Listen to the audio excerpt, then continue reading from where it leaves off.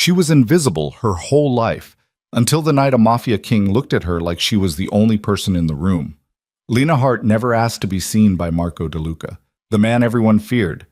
But when her stepsister's engagement party became the stage for her darkest nightmare, and Marco offered her a choice between prison and marriage, being invisible was no longer an option. One glance changed everything. One deal sealed her fate. This is the story of a girl who had nothing, and the ruthless man who saw everything she could become. If you're ready for a story about power, survival, and the dangerous line between protection and possession, stay with me until the end. Hit that like button and drop a comment telling me what city you're watching from. I want to see how far Lena's story travels. The crystal chandeliers threw fractured light across the ballroom like shattered stars, each prism catching the laughter and champagne toast of Manhattan's elite. Lena Hart moved through the crowd like smoke, present but unnoticed, a shadow in a black catering uniform among women draped in silk and diamonds. Her hands balanced a silver tray of hors d'oeuvres, her eyes downcast, her existence a practiced disappearing act she'd perfected over 23 years of being unwanted. The party celebrated her stepsister's engagement, though no one would know Lena and Vivian Hart shared anything beyond a last name. Vivian stood at the center of the room in a dress that cost more than Lena earned in a year, her blonde hair swept into an elegant twist, her laugh bright and performative. She was everything their stepmother, Patricia Hart, had groomed her to be: polished, connected, destined for greatness. Lena was the mistake. The reminder of her father's first marriage, the daughter he'd loved before he died and left her to Patricia's mercy. "More champagne," a woman snapped, thrusting an empty glass toward Lena without looking at her face. Lena took it with a murmured acknowledgement that went unheard. She'd learned long ago that people like these didn't see service staff as human. They saw furniture that occasionally moved. She made her way back toward the service corridor, her shoulders tight with the familiar ache of being both present and erased. The marble floors gleamed beneath her sensible black shoes, shoes she'd bought herself because Patricia certainly wouldn't spend money on the help, even if that help was technically her stepdaughter. The irony wasn't lost on Lena. She lived in the Hart mansion, bore the Hart name, and had nothing. "Did you see the ring?" one of the catering staff whispered as Lena entered the kitchen. "It's got to be 15 carats, maybe more." "I heard he's connected," another replied, voice dropping. "Like, seriously connected. Vivian Hart's marrying into the DeLuca family." The name sent a ripple through the kitchen. Even Lena, who avoided the news and kept her head down, knew that name. The DeLucas weren't just wealthy. They were powerful in ways that made politicians nervous and prosecutors careful.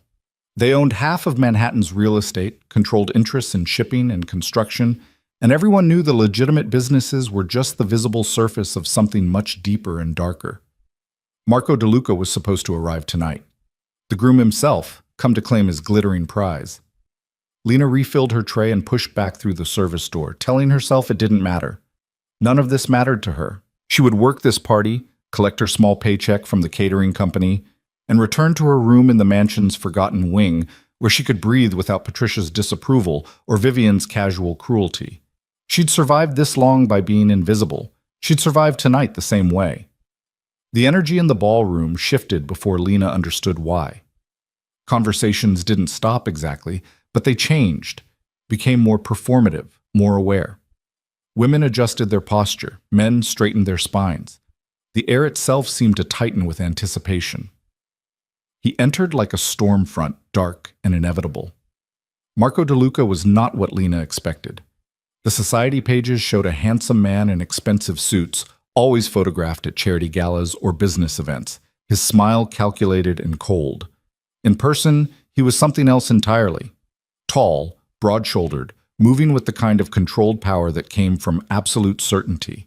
His suit was black and perfectly tailored, but it was his presence that commanded the room, a gravity that pulled every eye toward him, whether people wanted to look or not. His face was all sharp angles and controlled intensity, dark hair swept back, jaw tight with what might have been tension or might have been his natural state.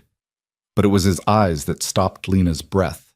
Dark, assessing, missing nothing. The eyes of a man who'd learned to read threats and opportunities in a single glance. Vivian swept toward him immediately, her rehearsed delight on full display.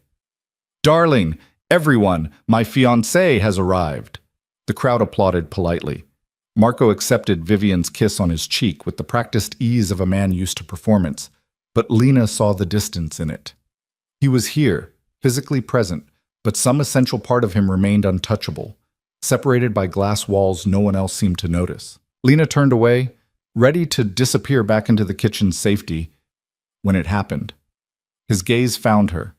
For exactly 3 seconds, Marco DeLuca's dark eyes locked onto Lena Hart across a ballroom full of Manhattan's finest, and the world contracted to just that look. She froze, tray balanced in her hands, heart suddenly hammering against her ribs. His expression didn't change. No smile, no recognition, nothing that anyone else would notice. But something in that look pinned her in place like a butterfly to cork. He saw her, actually saw her, in a way no one had in years. Then Vivian touched his arm, reclaiming his attention with a practiced laugh, and the moment shattered. Marco turned toward his fiancée, his expression smoothing into polite interest, and Lena forced her feet to move, carrying her tray and her racing pulse toward the safety of the service corridor. She told herself it meant nothing. Men like Marco DeLuca didn't notice girls like her. It was a fluke, a random sweep of the room that happened to land on her for a heartbeat. By tomorrow, he wouldn't remember her face. But her hands shook as she set down the tray, and she couldn't explain the certainty settling in her chest. Something had just changed, and she didn't understand what. The party continued for hours. Lena worked mechanically, offering champagne and canapes, clearing empty glasses, existing in the margins. Patricia Hart held court near the terrace, her arm linked with Vivian's, both of them glowing in the reflected power of the DeLuca name. No one looked at Lena. No one ever did. Except once more, near midnight, when she emerged from the kitchen and found Marco DeLuca standing alone near the windows, his broad back to the party, staring out at the Manhattan skyline. The crowds had thinned slightly, guests clustering in small groups, the energy shifting from performance to genuine conversation lubricated by expensive alcohol. Lena should have walked past, should have kept her eyes down and her presence invisible. But something made her pause. Perhaps the isolation he wore like armor, the way he stood apart even in the center of his own engagement party. He turned before she could retreat, those dark eyes finding her again with unnerving precision. "You work for the catering company," he said. It wasn't a question. His voice was deep, controlled, with the kind of quiet authority that made volume unnecessary. "Yes, sir." Lena's voice came out steadier than she felt. "Can I get you anything?" "Your name." The request surprised her. "Lena." "Lena," he repeated, as if testing the weight of it. "You're Patricia Hart's stepdaughter." Ice flooded her veins. How did he know that? She'd never met this man, never been introduced, never been acknowledged as part of the Hart family in any public way. Patricia made sure of that. Yes, she managed. Marco studied her with an intensity that felt physical, like he was cataloging every detail of her face, her posture, the way she held herself ready to disappear.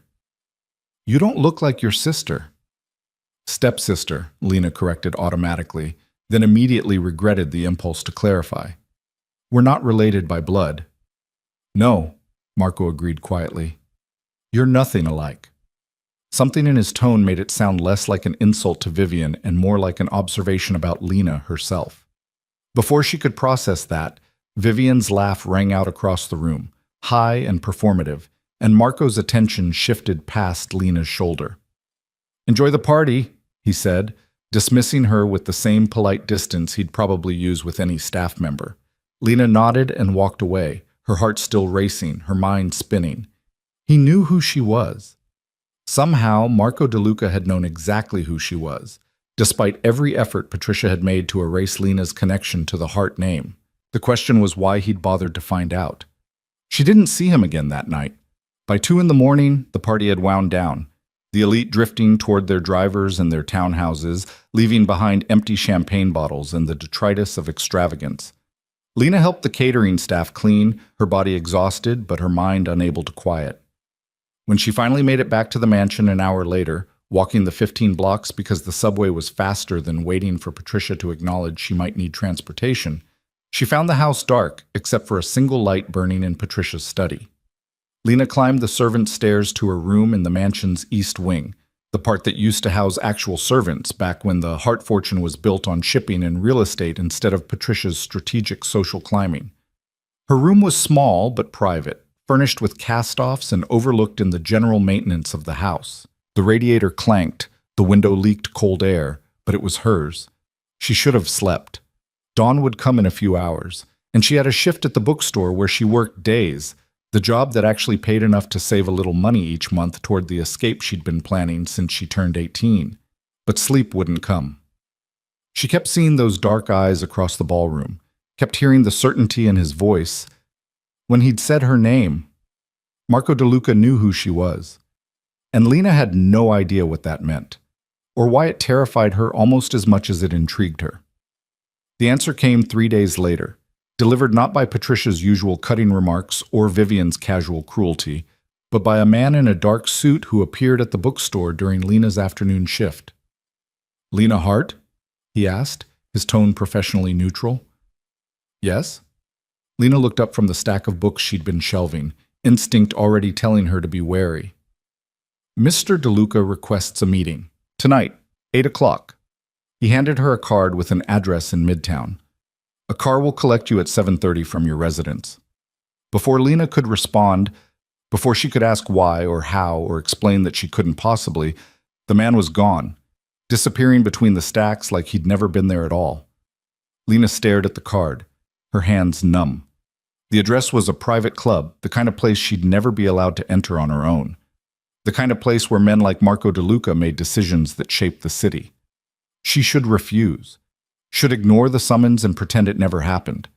But the card felt heavy in her hand, and somewhere beneath the fear, curiosity burned.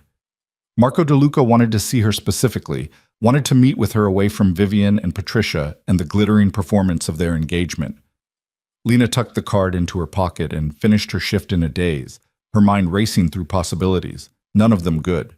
At 7:15 that evening, she stood in her small room, staring at the limited options in her closet. She owned exactly 2 dresses nice enough for anything beyond casual wear, both bought secondhand, both simple and forgettable. She chose the black one. It seemed appropriate for whatever this meeting would bring, and pulled her dark hair into a neat bun. In the mirror, she looked pale and tired, the purple shadows under her eyes testament to 3 nights of minimal sleep. But her hands were steady as she applied minimal makeup, and her expression was calm. She'd spent years learning to hide fear. Tonight was just another performance. The car arrived exactly at 7:30, a sleek black sedan with tinted windows. The driver said nothing, just opened the door and waited for Lena to slide into the leather interior. The ride to Midtown took 20 minutes through evening traffic, and Lena spent every second trying to prepare herself for something she couldn't begin to predict. The club occupied the top 3 floors of a building that looked unremarkable from the street, intentionally so, Lena suspected. The driver escorted her through a private entrance, into an elevator that required a key card, up to a floor where the doors opened onto understated luxury. Dark wood panels, soft lighting, the quiet murmur of wealth and power conducting business away from public eyes. A hostess who looked like she'd stepped from a fashion magazine guided Lena through the main room toward a private dining area in the back. Marco DeLuca sat alone at a table set for 2, his attention on a tablet until Lena entered. Then those dark eyes lifted, and once again she felt the weight of being truly seen. "Lena," he said, standing with fluid grace. "Thank you for coming." As if she'd had a choice. As if women like her said no to men like him. "Mr. DeLuca," Lena replied, her voice steady despite the adrenaline coursing through her veins. "Marco," he corrected.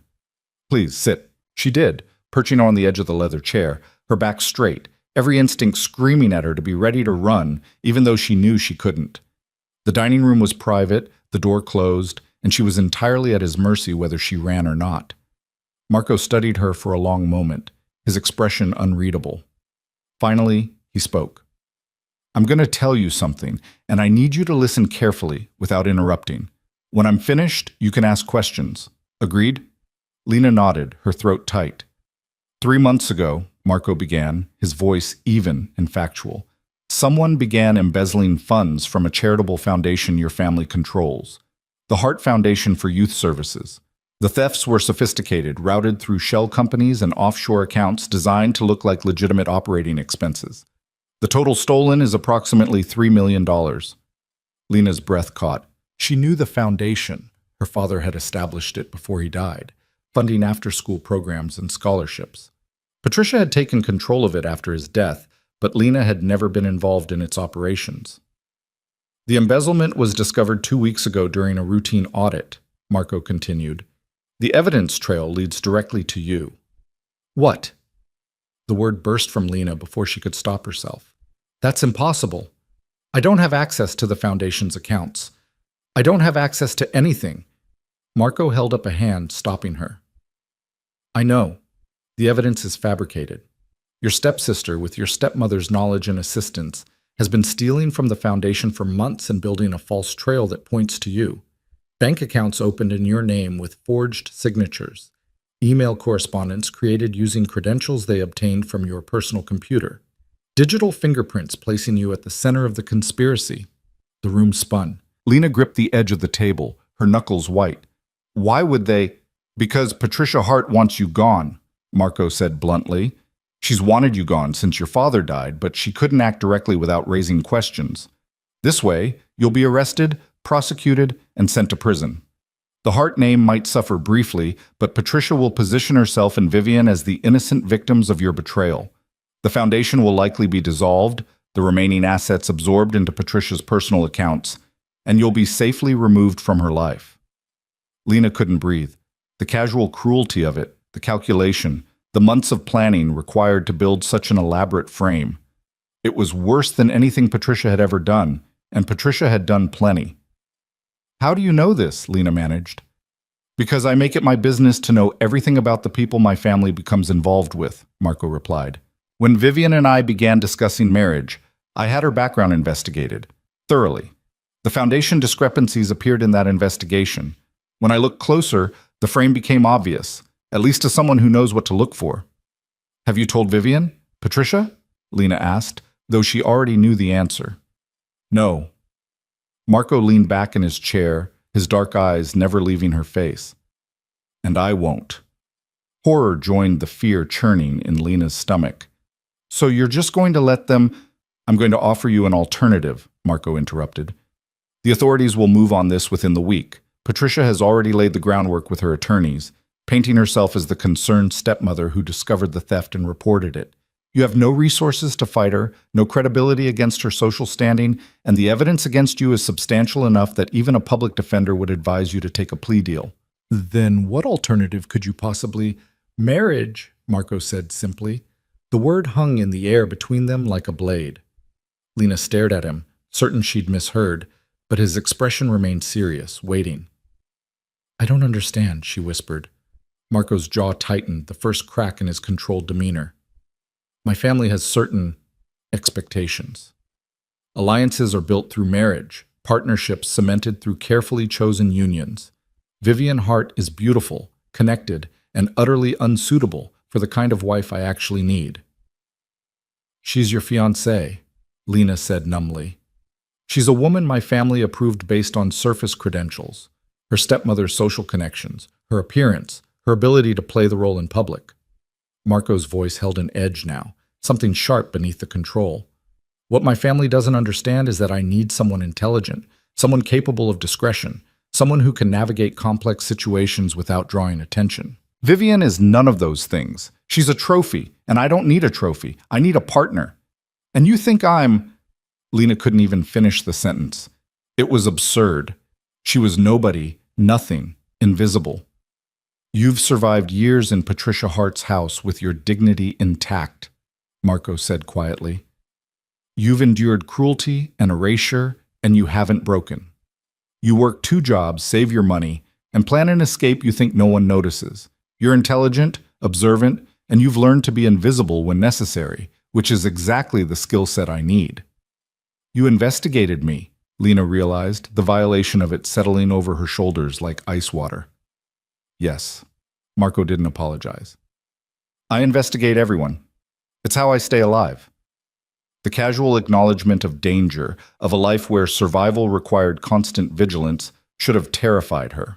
Instead, Lena found herself cataloging facts with the same numb clarity that had gotten her through every crisis Patricia had engineered. Marco DeLuca wasn't just wealthy, he was dangerous. His family's power came from places polite society didn't acknowledge, and marrying him meant entering a world where the rules were different, where safety was never guaranteed. But prison meant rape, violence, and years of her life stolen for crimes she didn't commit. It meant giving Patricia exactly what she wanted, Lena's complete destruction. What exactly are you proposing? Lena asked, her voice steadier than she felt. A marriage contract, Marco replied, pulling a folder from beneath the table. Legal, binding, and entirely practical. You marry me within the week, before the authorities move on the foundation fraud. As my wife, you'll be protected from prosecution. Patricia can't touch you without going through me, and she's not that stupid. The evidence against you becomes irrelevant because my attorneys will bury it, and Patricia knows better than to fight me publicly. And in exchange? Lena opened the folder, scanning the dense legal language. You fulfill the role of my wife. Public appearances when necessary, discretion about my business affairs, and an understanding that this is a strategic arrangement, not a love match. Marco's tone remained businesslike, but something flickered in his eyes. Calculation, perhaps, or assessment. You'll live in my home, have access to resources including education if you want it, and be compensated for your role. The contract specifies terms, including provisions for dissolution should either party choose to end the arrangement after an agreed period. Lena read quickly, her hands shaking slightly. The contract was shockingly fair. She'd retain certain personal freedoms, have her own accounts, even a clause that protected her right to pursue her own interests within the bounds of discretion. It was more than she'd ever had under Patricia's roof. How long? She asked. Minimum 3 years, Marco said. Enough time to satisfy my family's expectations and establish the marriage as legitimate. After that, we can renegotiate or part ways cleanly. 3 years. 3 years as the wife of a man she didn't know, in a world she didn't understand, playing a role she'd never imagined, or however many years a prison sentence for embezzlement would bring. I need time to think, Lena said, though they both knew she had no time at all. You have until tomorrow night, Marco replied. After that, the window closes. Patricia moves forward, and you'll be arrested by the end of the week. He stood, buttoning his suit jacket with precise movements. A car will be outside your residence tomorrow at 8. If you get in, we proceed. If you don't, I'll know you've made your choice, and I won't interfere further. Why? The question burst from Lena before she could stop it. Why offer me this at all? You could marry anyone. Why help me? Marco looked at her for a long moment, his dark eyes unreadable. Because I don't like being sold a lie, he said finally. Vivian and Patricia presented themselves as a certain kind of alliance, and the reality doesn't match. I'm a businessman, Lena. When a deal doesn't meet specifications, I find a better option. And I'm the better option, Lena said flatly, still not quite believing it. You're the honest option, Marco corrected. You don't pretend to be something you're not. You don't lie about your circumstances or your capabilities. In my world, that's rarer than you'd think, and exponentially more valuable. He moved toward the door, then paused. The car tomorrow. 8 o'clock. The choice is yours. Then he was gone, leaving Lena alone in the private dining room with a contract that offered salvation or damnation and exactly 24 hours to decide which. She sat there for a long time, the silence pressing against her ears, her mind spinning through impossible calculations. Every option was terrible. Every choice led somewhere dangerous. But only one option let her keep fighting. Only one option gave her a chance. Lena took the contract and walked out of the club into the Manhattan night, the winter air sharp against her face, the city lights blurring through tears she refused to let fall. Tomorrow at 8, a car would arrive. And Lena Hart, the invisible girl who'd spent her whole life disappearing, would have to decide whether to step into the light, and into a marriage with a man who saw her as a transaction, a solution to a problem, a better option than the lie he'd almost bought. The walk back to the Hart mansion took 40 minutes, but Lena barely felt the cold. Her mind was chaos and calculation, fear and stubborn refusal to let Patricia win. By the time she climbed the servant's stairs to her room, she'd made her decision. She spent the night packing her few possessions into 2 bags, everything she owned, everything that mattered, fitting neatly into a space small enough to carry. When dawn broke over Manhattan, painting the sky in shades of pink and gold, Lena sat by her window and watched the city wake up. Somewhere out there, Marco DeLuca was preparing for her answer. Somewhere in this mansion, Patricia was sleeping peacefully, confident in her victory, certain that Lena's destruction was inevitable. And somewhere inside herself, Lena found the rage she'd been suppressing for years, the anger at being erased, dismissed, treated like something disposable. Patricia wanted her gone, wanted her destroyed, eliminated, removed from the Hart legacy like she'd never existed. But Lena Hart was done disappearing. At 7:30 that evening, she carried her bags downstairs. Patricia was in the drawing room with Vivian, both of them dressed for some social engagement, neither acknowledging Lena's presence as she passed. Lena stepped outside into the December cold at exactly 7:55. The street was quiet, lined with brownstones and bare trees, the kind of neighborhood where old money lived quietly and people minded their own business. At exactly 8 o'clock, the black sedan pulled up to the curb. The driver stepped out, opened the rear door, and waited. Lena looked back at the Hart mansion one final time, at the home that had never been home, at the family that had never been family, at the life she was about to leave behind forever. Then she picked up her bags, walked to the car, and got in. The door closed with a solid click. The driver returned to his seat, pulled smoothly into traffic, and drove her toward whatever came next. Lena didn't look back again. The sedan moved through Manhattan with smooth precision, carrying Lena away from everything she'd known toward a future she couldn't begin to imagine. The driver maintained professional silence, and Lena was grateful for it. Her mind needed the quiet to process what she'd just done, the irrevocable choice she'd made the moment she stepped into this car.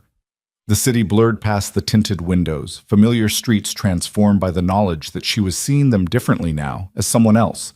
Not Patricia Hart's unwanted stepdaughter anymore. Not the invisible girl serving champagne at parties where no one knew her name. In less than a week, she would be Marco DeLuca's wife. The thought sent ice and fire through her veins in equal measure. The car pulled up to a building in Tribeca, all glass and steel and understated wealth. The kind of place where security was invisible but absolute, where privacy cost more than most people earned in a year.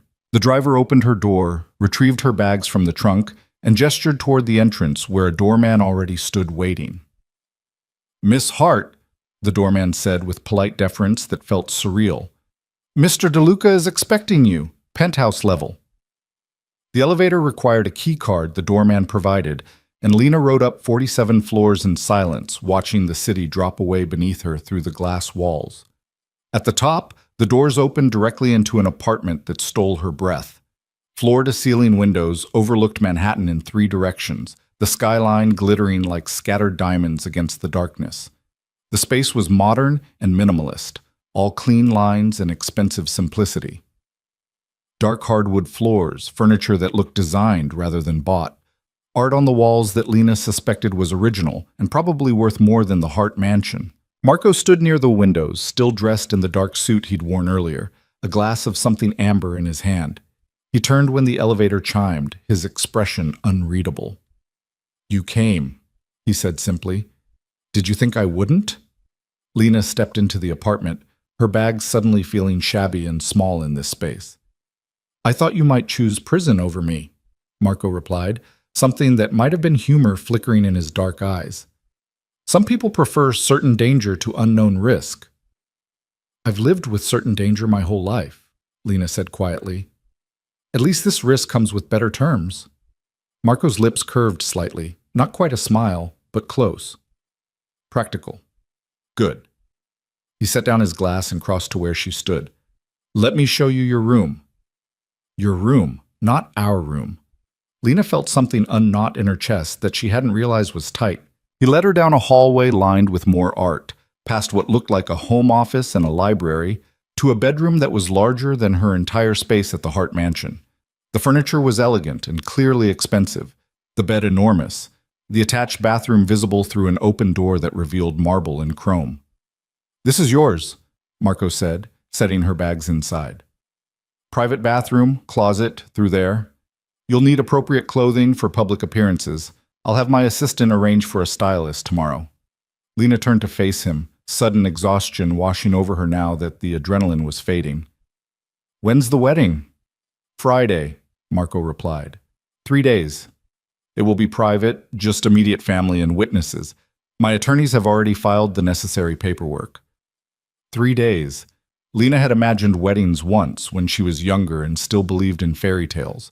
White dresses and flowers and love shining in someone's eyes. This would be nothing like that. A legal transaction, witnessed and binding, as romantic as a business merger, which was exactly what it was. "Your family," Lena said slowly. "What did you tell them about Vivian?" "That the engagement was a mistake and I'd found someone more suitable." Marco's tone remained neutral, but something hard glinted in his eyes. "My father was displeased. My mother less so. Vivian's connections were valuable, but not irreplaceable." "And Patricia?"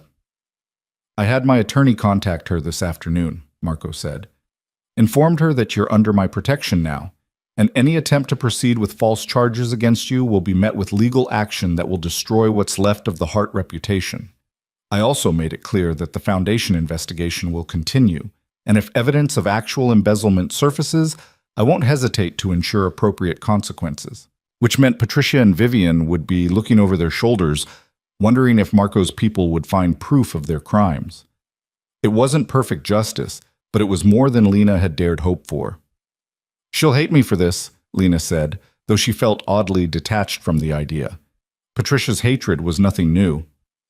"She already hated you," Marco replied bluntly. "Now she'll also fear you. That's an improvement." He moved toward the door, then paused. "Get some rest. Tomorrow we'll go over expectations and you'll meet with the stylist. Friday we marry, and Saturday there's a family dinner where you'll be introduced as my wife. Questions can wait until tomorrow." "Just one," Lena said, her voice steadier than she felt. "Why didn't you just expose Vivian and Patricia? You have the evidence. You could have destroyed them." Marco looked at her for a long moment, his dark eyes assessing. "Because that would have been about them," he said finally. "This is about you. You needed a way out, and I needed an honest partner. Everything else is secondary." He left before Lena could respond, the door closing quietly behind him, leaving her alone in a bedroom that cost more than she'd earned in her entire life, in an apartment owned by a man she barely knew, preparing to marry someone who saw her as a solution to a problem. Lena sat on the edge of the bed, her hands shaking now that she was finally alone. The exhaustion crashed over her in waves, but beneath it ran a current of something else, something fierce and defiant that refused to let her collapse. She'd survived Patricia's cruelty. She'd survived years of being erased and dismissed and treated like nothing. She could survive this too. And maybe, just maybe, she could do more than survive. Maybe she could actually build something from the ashes of the life she'd left behind. Lena unpacked her meager belongings, hanging her few pieces of clothing in a closet designed for a wardrobe 50 times larger. She showered in the marble bathroom, the water pressure better than anything she'd experienced, and when she finally crawled into bed, the sheets were softer than clouds. She should have felt like an imposter, should have felt terrified, overwhelmed, completely out of her depth. Instead, as she drifted toward sleep, Lena felt something she hadn't experienced in years: possibility.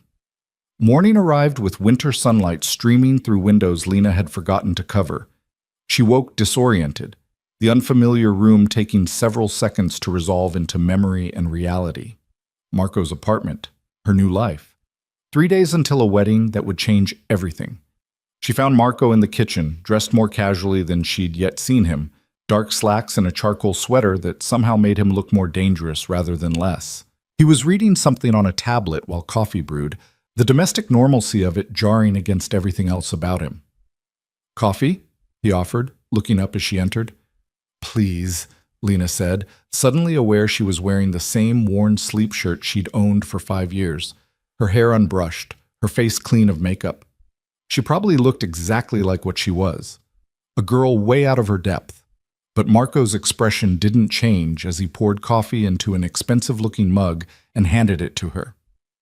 "Stylist will be here at 10. My assistant Elena will coordinate everything you need for the next few days. She's discreet and efficient. Trust her." "Okay," Lena said, cradling the mug like a lifeline. The coffee was perfect, rich and strong, exactly what she needed. Marco leaned against the counter, studying her with that unnerving intensity. "We should establish some ground rules before Friday." Lena's stomach tightened, but she nodded. "I'm listening." "First, honesty. I need to know I can trust what you tell me, even if it's difficult. If you're uncomfortable with something, say so. If you need something, ask. I can't work with someone who hides problems until they explode." "I can do that," Lena said, though years of surviving Patricia had taught her to hide everything. This would require unlearning instincts. Second, discretion. My business involves situations that can't be discussed outside certain contexts. You'll hear things, see things, meet people whose activities aren't always legal in the traditional sense. I need your silence about those matters. Ice water down her spine. Here was the acknowledgement of what she'd already known. Marco DeLuca's power came from places polite society pretended didn't exist. Organized crime, though he'd never used that phrase. The kind of business that made politicians nervous and prosecutors careful. "Will I be in danger?" Lena asked bluntly. "Potentially," Marco said, and she appreciated that he didn't lie. "Less danger than you'd face in prison, and I'll ensure you have protection. But yes, being my wife carries certain risks." "What kind of protection?" "Security. Bodyguards when you're out alone, though they'll be discreet. This building has excellent security already. You'll also learn basic self-defense. I'll arrange training." The matter-of-fact way he discussed bodyguards and self-defense should have terrified her. Instead, Lena found herself calculating. Risk versus reward. Danger versus the alternative. She'd already made her choice when she got in the car last night. "Third rule?" she prompted. "Public unity," Marco said. "We can disagree in private, but in public we present a united front. My enemies will look for weaknesses, divisions they can exploit. We can't give them that opening." "You have enemies," Lena said. Not a question. "Many," Marco confirmed without hesitation. "Comes with the territory. Most will leave you alone out of respect for me, but some will test boundaries. That's why the protection matters." Lena sipped her coffee, processing. "What do you expect from me?" "In this marriage, I mean, beyond public appearances." Marco's expression shifted slightly, something that might have been approval. "Smart question. I expect you to be present at family functions and certain business dinners, to handle social obligations with grace, to manage the household staff. I have people, but they need direction. Beyond that, your time is your own. If you want to continue your education, pursue interests, work in some capacity, that's acceptable as long as it doesn't conflict with discretion requirements." "And you?" Lena asked, emboldened by his directness. "What should I expect from you?"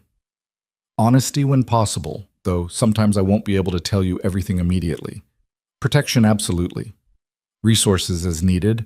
Respect for the boundaries we establish." He paused, his dark eyes holding hers. "I won't pretend this is a love match, Lena. I won't lie to you about affection I don't feel. But I will treat you fairly, and I'll keep my word about the contract terms." It was perhaps the most honest thing anyone had ever said to her. No false promises, no manipulative reassurances, just clear expectations and mutual benefit. "One more question," Lena said quietly. "What about other women?" Marco's jaw tightened slightly. "The contract specifies discretion on both sides. I won't humiliate you publicly with affairs, and I expect the same courtesy. What happens privately between consenting adults is separate, but it stays private." So he might take lovers, as long as he was discreet.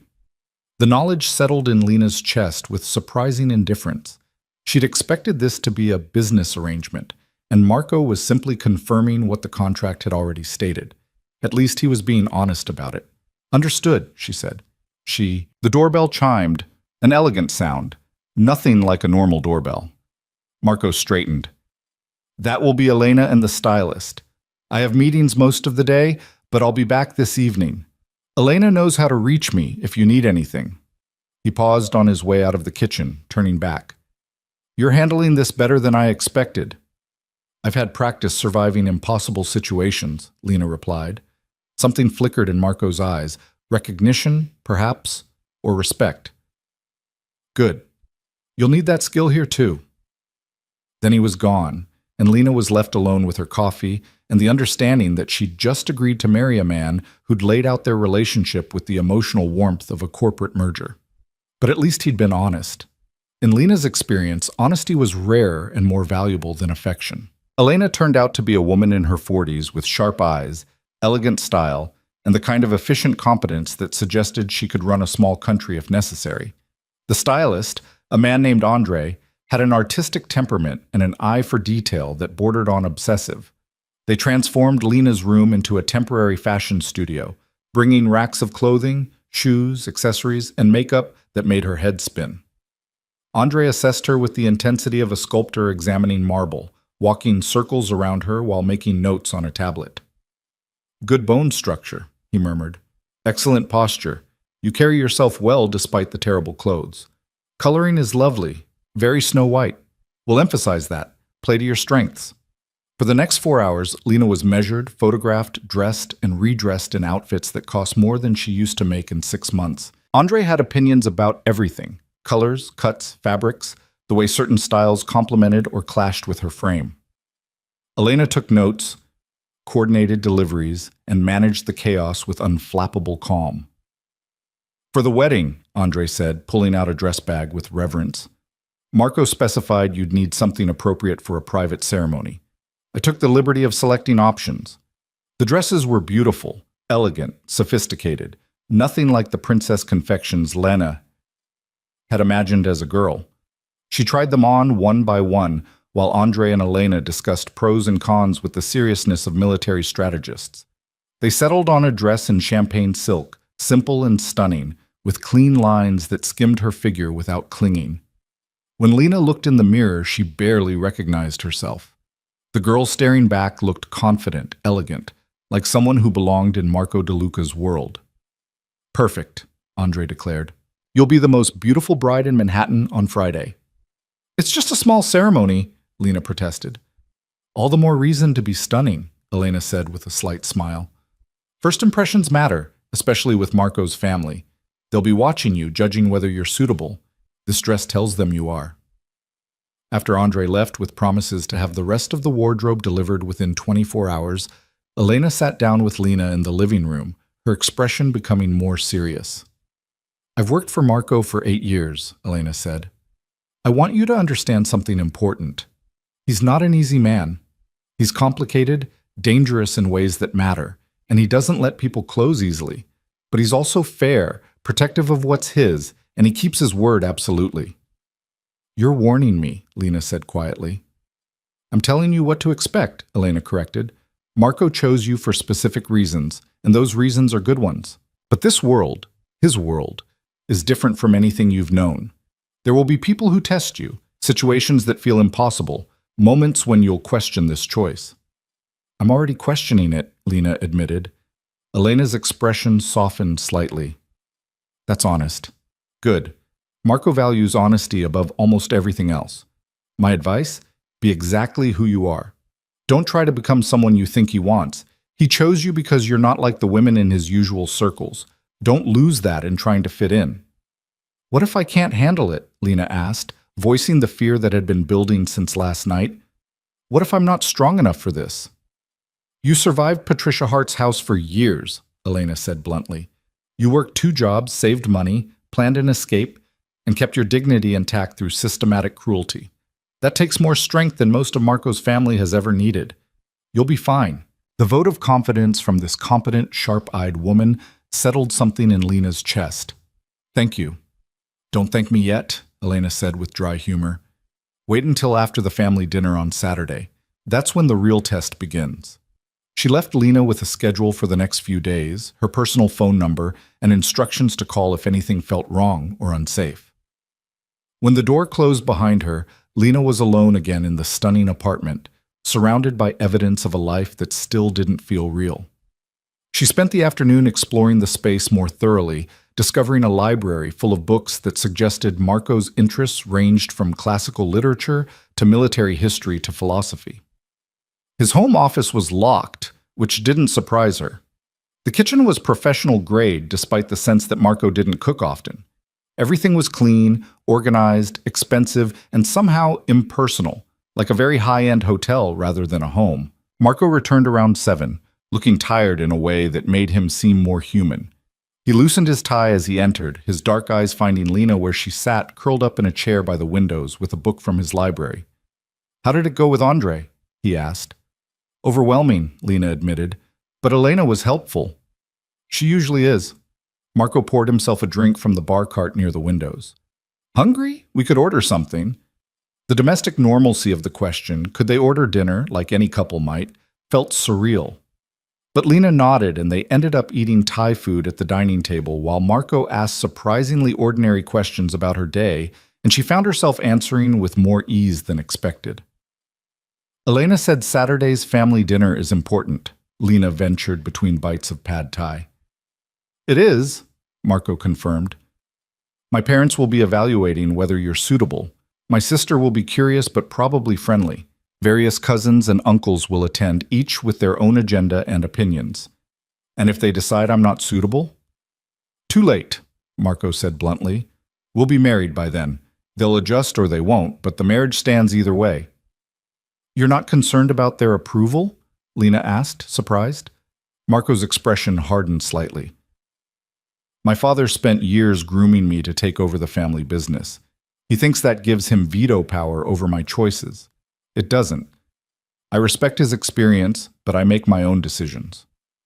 There was history there, layers of family dynamics Lena couldn't begin to understand, but she recognized the tension, the complicated relationship between duty and autonomy. "Tell me about your family," she said impulsively, "so I'm not walking in completely blind." Marco considered her for a moment, then nodded slowly. "My father, Vincent, built our current power base.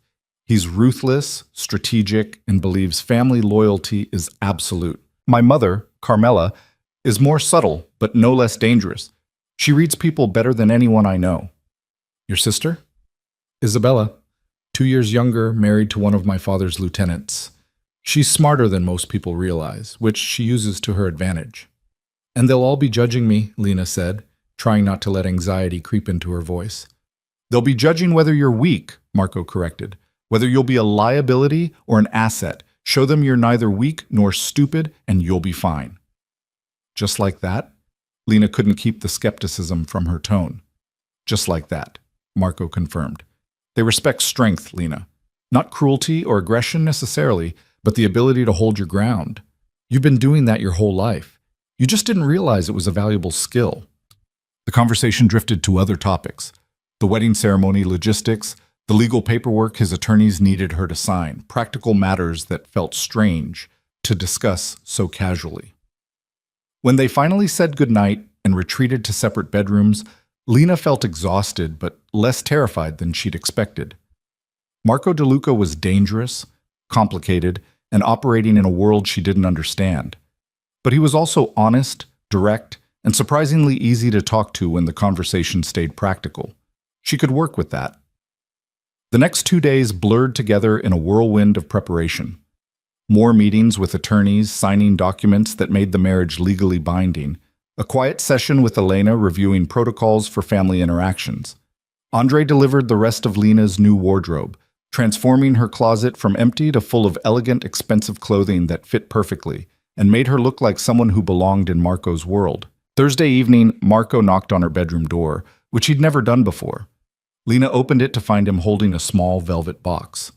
"Wedding rings," he said without preamble. "I need to make sure yours fits."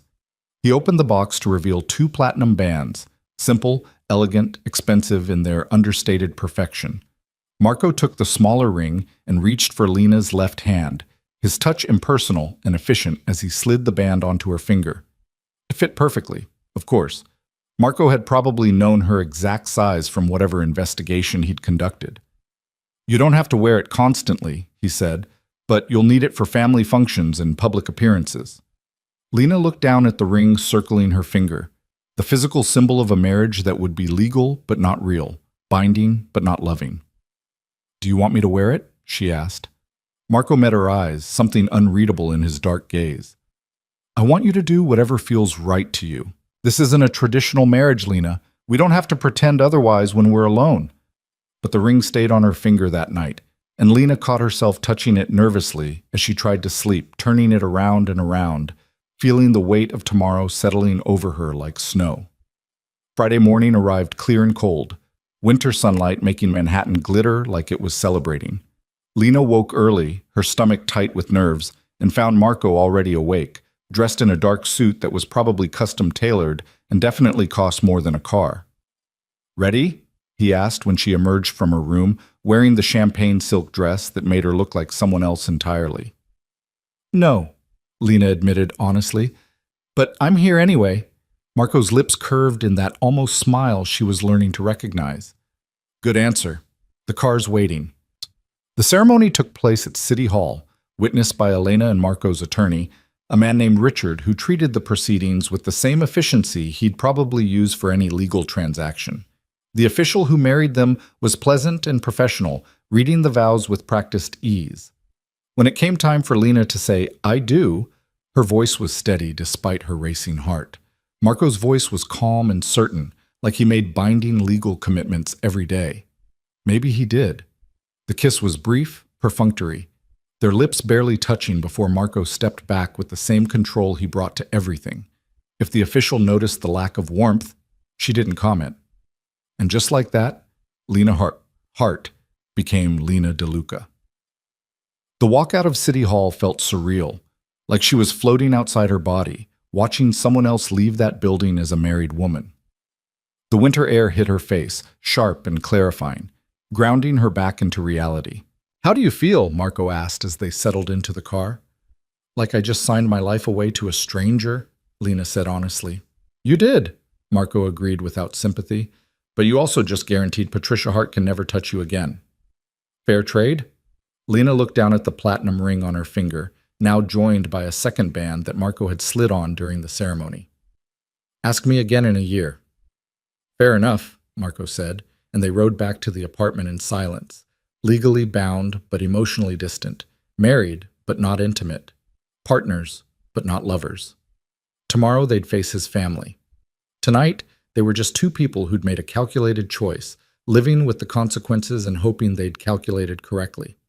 Lena stood at the windows that night, looking out at Manhattan glittering below, her reflection ghosted in the glass, wearing a wedding dress and platinum rings that felt both foreign and permanent. She was Marco DeLuca's wife now, and tomorrow she'd find out what that really meant. Saturday arrived with heavy clouds threatening snow, the kind of weather that made Manhattan feel smaller, more intimate, as if the city itself was holding its breath. Lena stood in front of the full-length mirror in her bedroom, studying the woman looking back at her with critical eyes that still struggled to reconcile the reflection with reality. The dress Elena had selected was deep burgundy, elegant without being flashy, the kind of thing that whispered money rather than shouting it. Her dark hair was swept into a smooth chignon, her makeup subtle but polished, and the platinum rings on her left hand caught the light every time she moved. She looked like someone who belonged at a DeLuca family dinner, which was precisely the point. She looked nothing like the invisible girl who'd served champagne just 2 weeks ago. "Almost ready?" Marco's voice came from the doorway, and Lena turned to find him watching her with that assessing gaze she was learning to read. He was looking for weaknesses, cracks in her composure, anything that might signal she wasn't prepared for what was coming. "As ready as I'll ever be," Lena replied, her voice steadier than her pulse. Marco stepped into the room, and she noticed he was carrying a velvet box, similar to the one that had held their wedding rings. "One more thing," he said, opening it to reveal a stunning diamond necklace, the stones arranged in an elegant pattern that probably cost more than most houses. Lena's breath caught. "That's expected," Marco finished. "My mother will notice if my new wife doesn't wear appropriate jewelry to her first family dinner. This was my grandmother's. Wearing it sends a message about your position in the family." He moved behind her, and Lena felt the cool weight of the diamonds settle against her collarbone as Marco fastened the clasp with practiced efficiency. His fingers barely brushed her skin, but she felt the contact like electricity, her body hyper-aware of his proximity. "There," he said, stepping back. "Now you look the part." Lena met his eyes in the mirror. What if looking the part isn't enough? "It won't be," Marco said bluntly. "They'll test you, push to see where you break. My father will try to intimidate you. My mother will probe for weaknesses with questions that sound innocent but aren't. Various relatives will make assumptions about who you are and why I married you." "Reassuring," Lena said dryly, trying to ignore the anxiety tightening her chest. Marco's expression softened, almost imperceptibly. "You've survived worse, Lena. Patricia Hart spent years trying to break you, and you're still standing. My family is dangerous in different ways, but you have something now you didn't have before." "What's that?" "Me," Marco said simply. "You're mine now, which means anyone who hurts you answers to me. They know that. It won't stop them from testing boundaries, but it sets limits on how far they'll push." The possessive certainty in his voice should have bothered her, but instead Lena felt something loosen in her chest. Marco DeLuca might be using her for his own purposes, but he was also genuinely protective of what he considered his, and for better or worse, she was his now. "Let's go," Marco said, offering his arm with old-fashioned formality. "Time to introduce Mrs. DeLuca to the family." The DeLuca family estate was in Westchester, a sprawling property that made the Hart mansion look modest by comparison. The house itself was stone and elegant, surrounded by manicured grounds that probably required a full-time staff to maintain. Security was visible but discreet, men in dark suits positioned at strategic points, cameras hidden in the landscaping, the sense that nothing happened on this property without someone knowing about it. The car pulled up to the front entrance and Marco helped Lena out with the kind of attentiveness that looked natural but felt rehearsed. They were performing now, she realized. From this moment until they left, every gesture, every word would be calculated and observed. The front door opened before they reached it, revealing a woman in her late 50s with dark hair streaked with silver, sharp eyes that missed nothing, and the kind of timeless elegance that came from generations of wealth and power. She wore a navy dress with pearl earrings, her posture perfect, her expression politely neutral as she studied Lena with the intensity of a scientist examining a new specimen. "Madre," Marco said, leaning in to kiss her cheek. "This is Lena. Lena, my mother, Carmela DeLuca." "Mrs. DeLuca," Lena said, offering her hand with what she hoped was appropriate confidence. Carmela's handshake was firm, her skin cool and dry. "Lena, what an unexpected pleasure." Her voice held the faintest hint of an accent, something old-world and refined. Marco mentioned he'd made a sudden change in plans, but he was quite economical with details. "I apologize for the short notice," Lena said, holding the older woman's gaze despite wanting to look away. "The timing was complicated." "I'm sure it was," Carmela said with a slight smile that didn't reach her eyes. "Come inside, the family is eager to meet you." The house was as impressive inside as out. Marble floors, original art on the walls, the kind of quiet wealth that didn't need to announce itself. Carmela led them through a formal living room where several people had already gathered, conversation stopping as Marco and Lena entered. "Everyone," Carmela said, her voice carrying effortless authority, "this is Lena, Marco's wife. Lena, this is the family." The next 20 minutes were a blur of introductions. Marco's father, Vincent, was exactly what Lena expected. Tall, imposing, with Marco's dark eyes and an expression that suggested he was perpetually calculating angles and advantages. His handshake was a test of grip strength, his gaze dismissive in a way that made Lena's spine stiffen with instinctive defiance. "So you're the one who replaced the Hart girl," Vincent said, his tone suggesting he found the substitution questionable. "Marco said you were more suitable. We'll see." "I look forward to proving it," Lena replied evenly, refusing to let his obvious disapproval rattle her. Marco's sister, Isabella, was warmer, or at least better at pretending to be. She was beautiful in a way that was clearly strategic, her smile practiced but not entirely false, her assessment of Lena quick and thorough. "Welcome to the family," Isabella said, her embrace brief but seemingly genuine. "Marco's been quite secretive about you. I had to hear about the marriage from Mother, can you imagine? It was a quick decision, Lena said carefully. Apparently, Isabella replied with a knowing look that suggested she understood more than she was saying. We should have lunch sometime, just us. I can help you navigate the family politics. They can be complicated. The offer felt genuine, but Lena had learned not to trust surface warmth. Still, she nodded and smiled, playing the part of the grateful newcomer. The rest of the family was a collection of uncles, cousins, and various relatives whose exact relationships Lena lost track of quickly.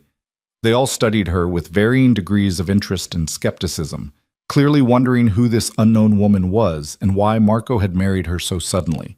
Dinner was served in a formal dining room that could have seated 20 but held 12 tonight. Lena found herself seated between Marco and Isabella, directly across from Carmela, who watched her with the focused attention of a hawk tracking prey. The first course arrived, and conversation flowed around topics that felt deliberately designed to test Lena's knowledge and composure. Business matters discussed in vague terms that everyone except her seemed to understand.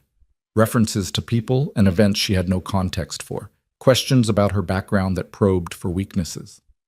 So, Lena, Vincent said from the head of the table, his voice cutting through other conversations, Marco mentioned you worked for a catering company.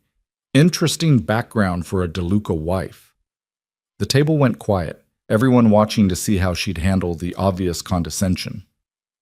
I worked several jobs, Lena said calmly, meeting Vincent's gaze directly.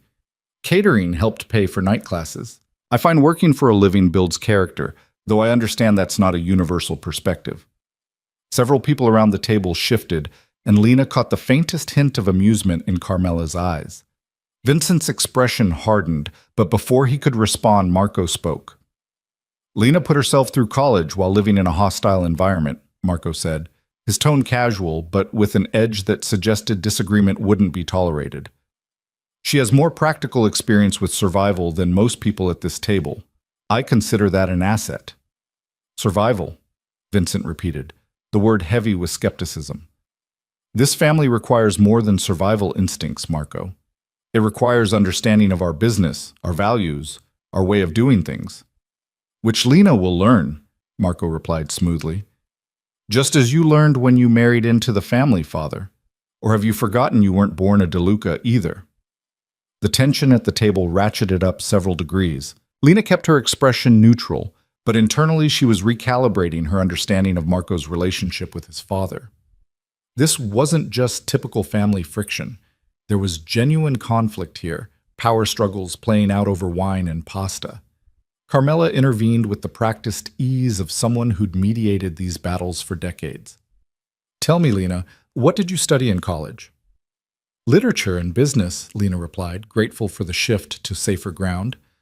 I never finished my degree, but I plan to complete it when circumstances allow. Literature, Carmela repeated thoughtfully. Do you have favorite authors? The question felt like another test, but Lena answered honestly. I've always loved the Brontes, Jane Eyre particularly. I appreciate stories about women who refuse to accept the limitations others place on them. Something flickered in Carmela's expression, recognition, perhaps, or approval. An appropriate choice for someone in your position. The conversation moved on, but Lena felt she'd passed some invisible threshold. Carmela's questions became less probing, more genuinely curious. Isabella engaged her in discussion about books and Manhattan cultural events, clearly trying to be welcoming. Even some of the uncles and cousins seemed to relax slightly, their assessment shifting from openly skeptical to cautiously accepting. Only Vincent remained cold, his disapproval a constant presence at the head of the table. After dinner, the family moved to the library for coffee and continued conversation. Marco was pulled aside by his father and several uncles for what was clearly a business discussion, leaving Lena with the women of the family.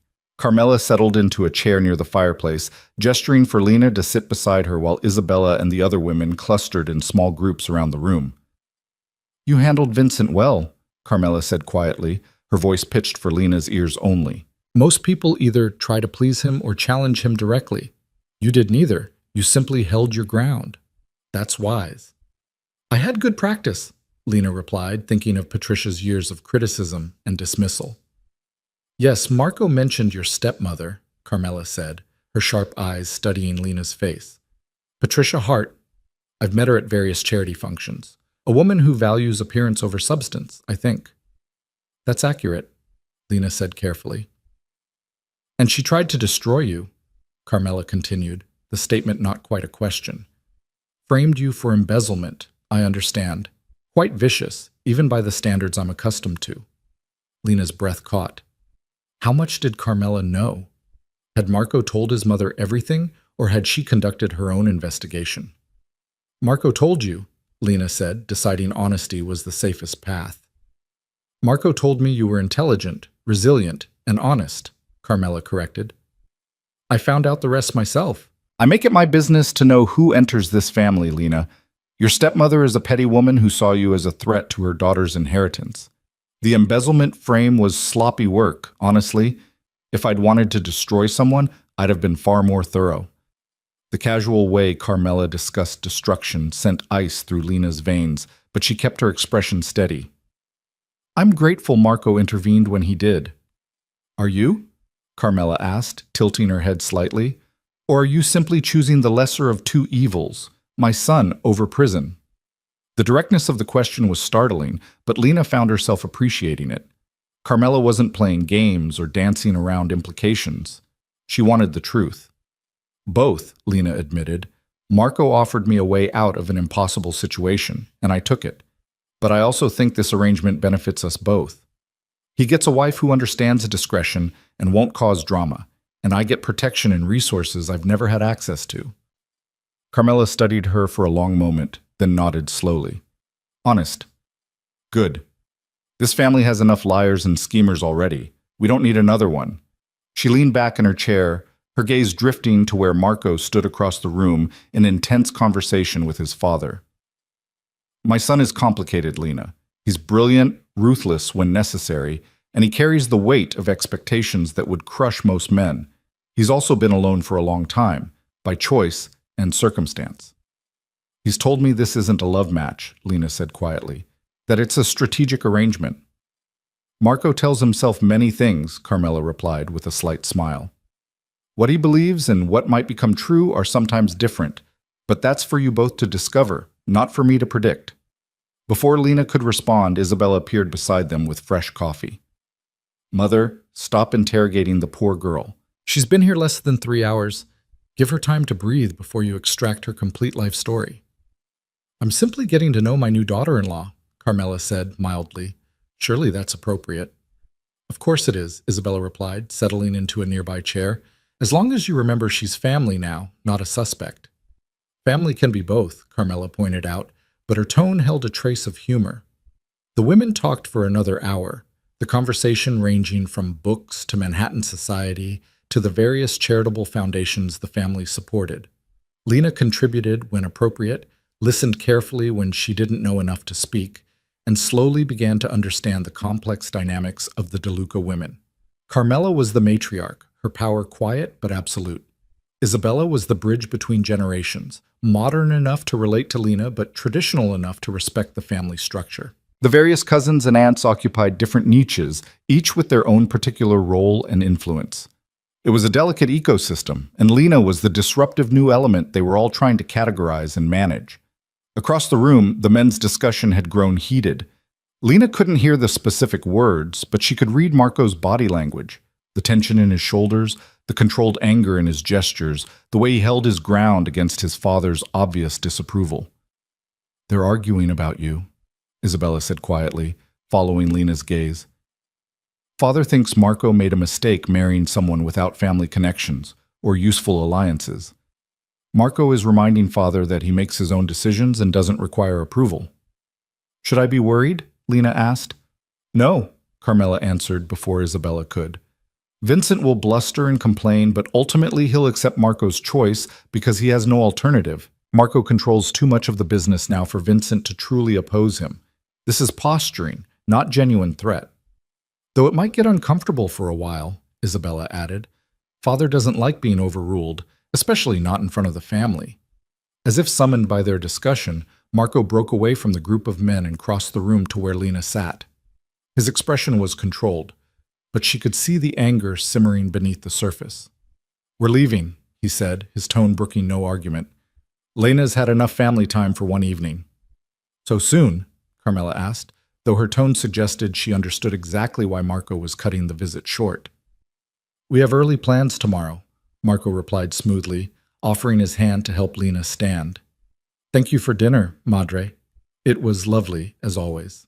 The goodbye process took another 15 minutes. More polite exchanges, promises to visit again soon, Isabella extracting a commitment from Lena to have lunch the following week. Vincent remained noticeably absent from the farewells, which seemed to suit Marco fine. Finally, they were back in the car, pulling away from the estate, the tension draining from Marco's shoulders as Manhattan's lights grew closer. I'm sorry, he said after several minutes of silence. My father was out of line tonight.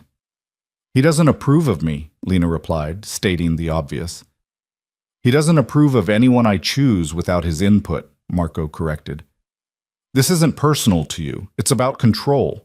He's been trying to manage my life since I was old enough to understand the family business, and he resents that I've moved beyond his influence. Lena processed this, understanding clicking into place. That's why you married me so quickly, not just because I needed protection, but because it was a choice he couldn't veto. Marco's lips curved in something that wasn't quite a smile. Partially, yes, though everything I told you about needing an honest partner was also true. With you, I get both autonomy and practical benefit. With Vivian, I'd have gotten a wife my father approved of, and nothing else of value. They rode in silence for a while, the city lights streaming past the windows. Lena turned the platinum rings on her finger, thinking about the evening, the families she'd just been introduced to, the complex web of power and obligation she was now part of. Your mother is formidable, she said finally. She is, Marco agreed. What did you think of her? I think she's dangerous in ways your father isn't, Lena replied honestly. He's obvious about his disapproval, but she's subtle. She knows things she shouldn't, sees connections other people miss, and her power comes from understanding people better than they understand themselves. Marco's expression shifted to something that might have been pride. Most people underestimate my mother because she operates quietly. You saw through that in one evening. Good. Did I pass? Lena asked, only half joking. The family test? You held your ground without being aggressive. You were honest without revealing vulnerabilities, and you made my mother curious instead of dismissive, Marco replied. Yes, you passed. Better than I expected, actually. Something warm unfurled in Lena's chest at the approval in his voice, which was ridiculous. She shouldn't care whether Marco DeLuca was pleased with her performance. This was a business arrangement, nothing more. But she did care, she realized. Despite everything, despite the calculated nature of their marriage, she wanted to succeed in this strange new role she'd been thrust into. The car pulled up to their building, and they rode the elevator to the penthouse in comfortable silence. Once inside, Marco loosened his tie with visible relief, the formal persona he'd worn all evening falling away to reveal the private man beneath. Drink? He offered, heading for the bar cart. Please, Lena said, kicking off the expensive heels that had been slowly destroying her feet all evening. Marco poured 2 glasses of whiskey and handed one to Lena before settling into a chair near the windows. She took the opposite chair, the city spread out before them like scattered jewels on black velvet. Thank you, Marco said after a moment, for tonight. I know it wasn't easy. You warned me it would be difficult, Lena replied, sipping the whiskey. It burned going down, warmth spreading through her chest. I survived. You did more than survive, Marco said, his dark eyes studying her in the dim light. You impressed my mother, which isn't easy. You stood up to my father without backing down. You navigated a room full of people who were looking for reasons to dismiss you, and you gave them nothing to work with. I had good practice being invisible, Lena said. Tonight I just had to be visible in the right way instead. Marco was quiet for a long moment, his gaze distant. When I first saw you at that engagement party, you were serving champagne and trying not to be noticed. I remember thinking you looked like you were preparing to disappear entirely, like at any moment you might fade into the wallpaper and cease to exist. Lena's breath caught. She remembered that moment, the electric shock of his gaze finding her across the crowded ballroom, the feeling of being truly seen for the first time in years. Why did you notice me? she asked quietly. There were 100 people at that party, all of them more important, more connected. Why look at the catering staff? Marco's expression shifted, something unguarded crossing his features. Because everyone else in that room was performing, playing roles, wearing masks, calculating angles. You were the only person there who wasn't trying to be seen, which made you the only genuine thing in the entire evening. The admission hung between them, more intimate than anything they'd shared since the wedding. Lena felt her pulse quicken, awareness prickling along her skin. I'm still not sure I'm what you need, she said, her voice barely above a whisper. Neither am I, Marco replied with brutal honesty. But you're what I chose, and I don't make choices lightly. He stood, setting down his glass with careful precision. Get some rest. Tomorrow we can return to normal routines, whatever those become for us. He left before Lena could respond, disappearing down the hallway to his own bedroom, leaving her alone with her whiskey and her thoughts, and the growing understanding that this marriage might be more complicated than either of them had anticipated. The following weeks developed a rhythm that surprised Lena with its normalcy. She and Marco shared breakfast most mornings, discussing plans and schedules with the ease of longtime roommates. He left for the office, or mysterious meetings she didn't ask about, and she spent her days exploring her new life with careful deliberation. Elena helped her navigate the practical aspects of being Marco's wife, the household staff to manage, the social obligations to fulfill, the intricate dance of Manhattan society that had its own rules and hierarchies. Lena attended charity luncheons with Carmela, who continued to evaluate and educate her with sharp-eyed interest. She had lunch with Isabella twice, slowly building what might become actual friendship beneath the family obligation. She also enrolled in classes to complete her degree, something Marco had encouraged without hesitation. You should finish what you started, he'd said when she mentioned it. Education is one thing no one can take from you. The nights were the strangest part. She and Marco would share dinner, sometimes in comfortable silence, sometimes in conversation that ranged from trivial to surprisingly deep. Then they'd retreat to separate bedrooms, the physical distance between them a constant reminder that this marriage had boundaries neither of them was ready to cross. Lena told herself she was fine with that. This was what they'd agreed to, partnership without intimacy, mutual benefit without emotional entanglement. But sometimes, late at night, she'd lie awake and remember the weight of Marco's gaze, the careful way he'd fastened her grandmother's necklace, the unexpected gentleness in his voice when he'd thanked her after the family dinner. And she'd wonder if the boundaries they'd established were protection or prison, and whether she actually wanted them to remain intact.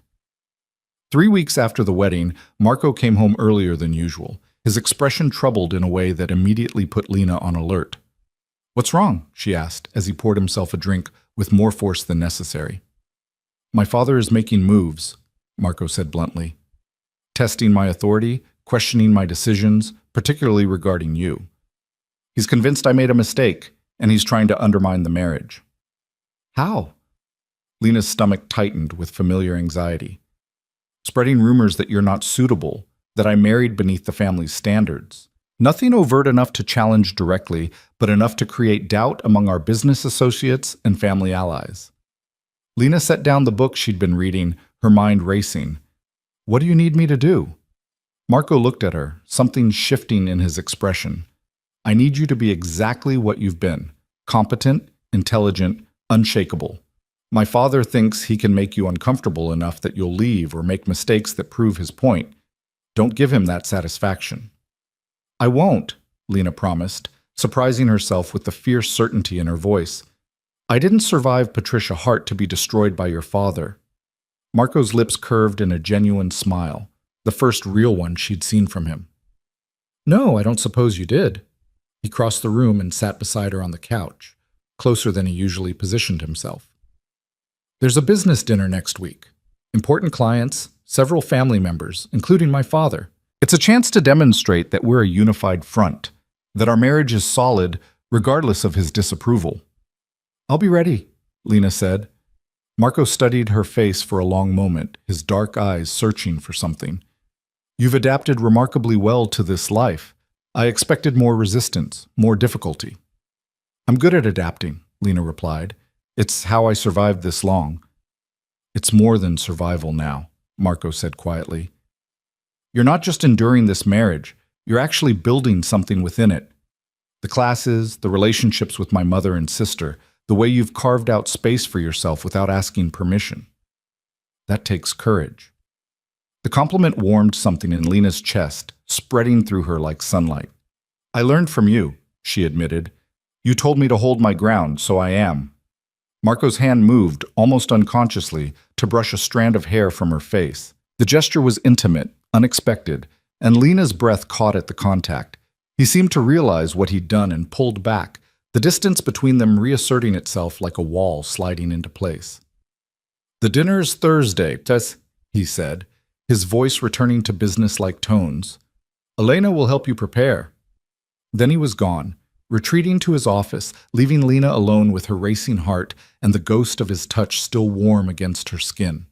She sat in the quiet apartment for a long time, her fingers absently touching the spot where his hand had been, understanding settling over her like inevitability. The boundaries they'd established weren't holding. The marriage they'd designed to be purely practical was developing cracks, fissures where something more complex and dangerous was beginning to grow. And Lena wasn't entirely sure she wanted to stop it. The realization that her feelings were shifting kept Lena awake that night, staring at the ceiling while her mind spun through implications and dangers. She'd entered this marriage with clear boundaries, explicit understanding that emotional attachment wasn't part of the arrangement. Marco had been honest about what he needed, a partner, not a lover. A solution to a problem, not a romantic entanglement. But honesty didn't stop her pulse from quickening when he entered a room, or prevent the warmth that spread through her chest when he smiled, or erase the memory of his fingers brushing her face with unexpected gentleness. This was dangerous territory. Falling for Marco DeLuca meant giving him power to hurt her in ways Patricia never could, meant exposing vulnerabilities she'd spent years protecting, meant risking everything she'd carefully rebuilt in the past few weeks. And yet, as dawn painted the Manhattan skyline in shades of gold and pink, Lena couldn't quite bring herself to regret the crack in her armor. For the first time since her father died, she felt alive instead of merely surviving. The feeling terrified her, but she was done running from fear. The week leading up to the business dinner passed in a blur of preparation. Elena drilled her on the guest list, who was important, who was dangerous, who needed careful handling. Carmela called twice with advice about appropriate topics and warnings about potential pitfalls. Even Isabella checked in, offering solidarity and slightly wicked commentary about various family members who'd be attending. Uncle Tony will drink too much and say inappropriate things, Isabella warned over lunch at a cafe in Soho. Cousin Michael will try to impress you with stories about his business acumen, all of which are exaggerated. And Father will be watching for any sign you're uncomfortable or out of your depth. Sounds delightful, Lena said dryly, picking at her salad. Isabella laughed, the sound genuine. You're handling this better than I expected, you know. Most people would be intimidated by the DeLuca circus. You just seem determined. I don't have the luxury of being intimidated, Lena replied. I made a choice, and now I'm living with it. Backing down isn't an option. Because of the arrangement with Marco? Isabella asked, her tone carefully neutral. Or because of something else? Lena met her eyes, seeing genuine curiosity rather than judgment. Both, maybe. I'm still figuring it out. Isabella nodded slowly. For what it's worth, I think my brother chose well. You're stronger than you look, and you don't play games. That's rare in our world. Your mother said something similar, Lena admitted. Mother has excellent instincts about people, Isabella said. If she's decided you're acceptable, that carries weight. Father will come around eventually, especially if you keep proving him wrong about you. The conversation shifted to safer topics, but Lena carried Isabella's words with her like armor as Thursday approached. The DeLuca women had accepted her, even if tentatively. That was something.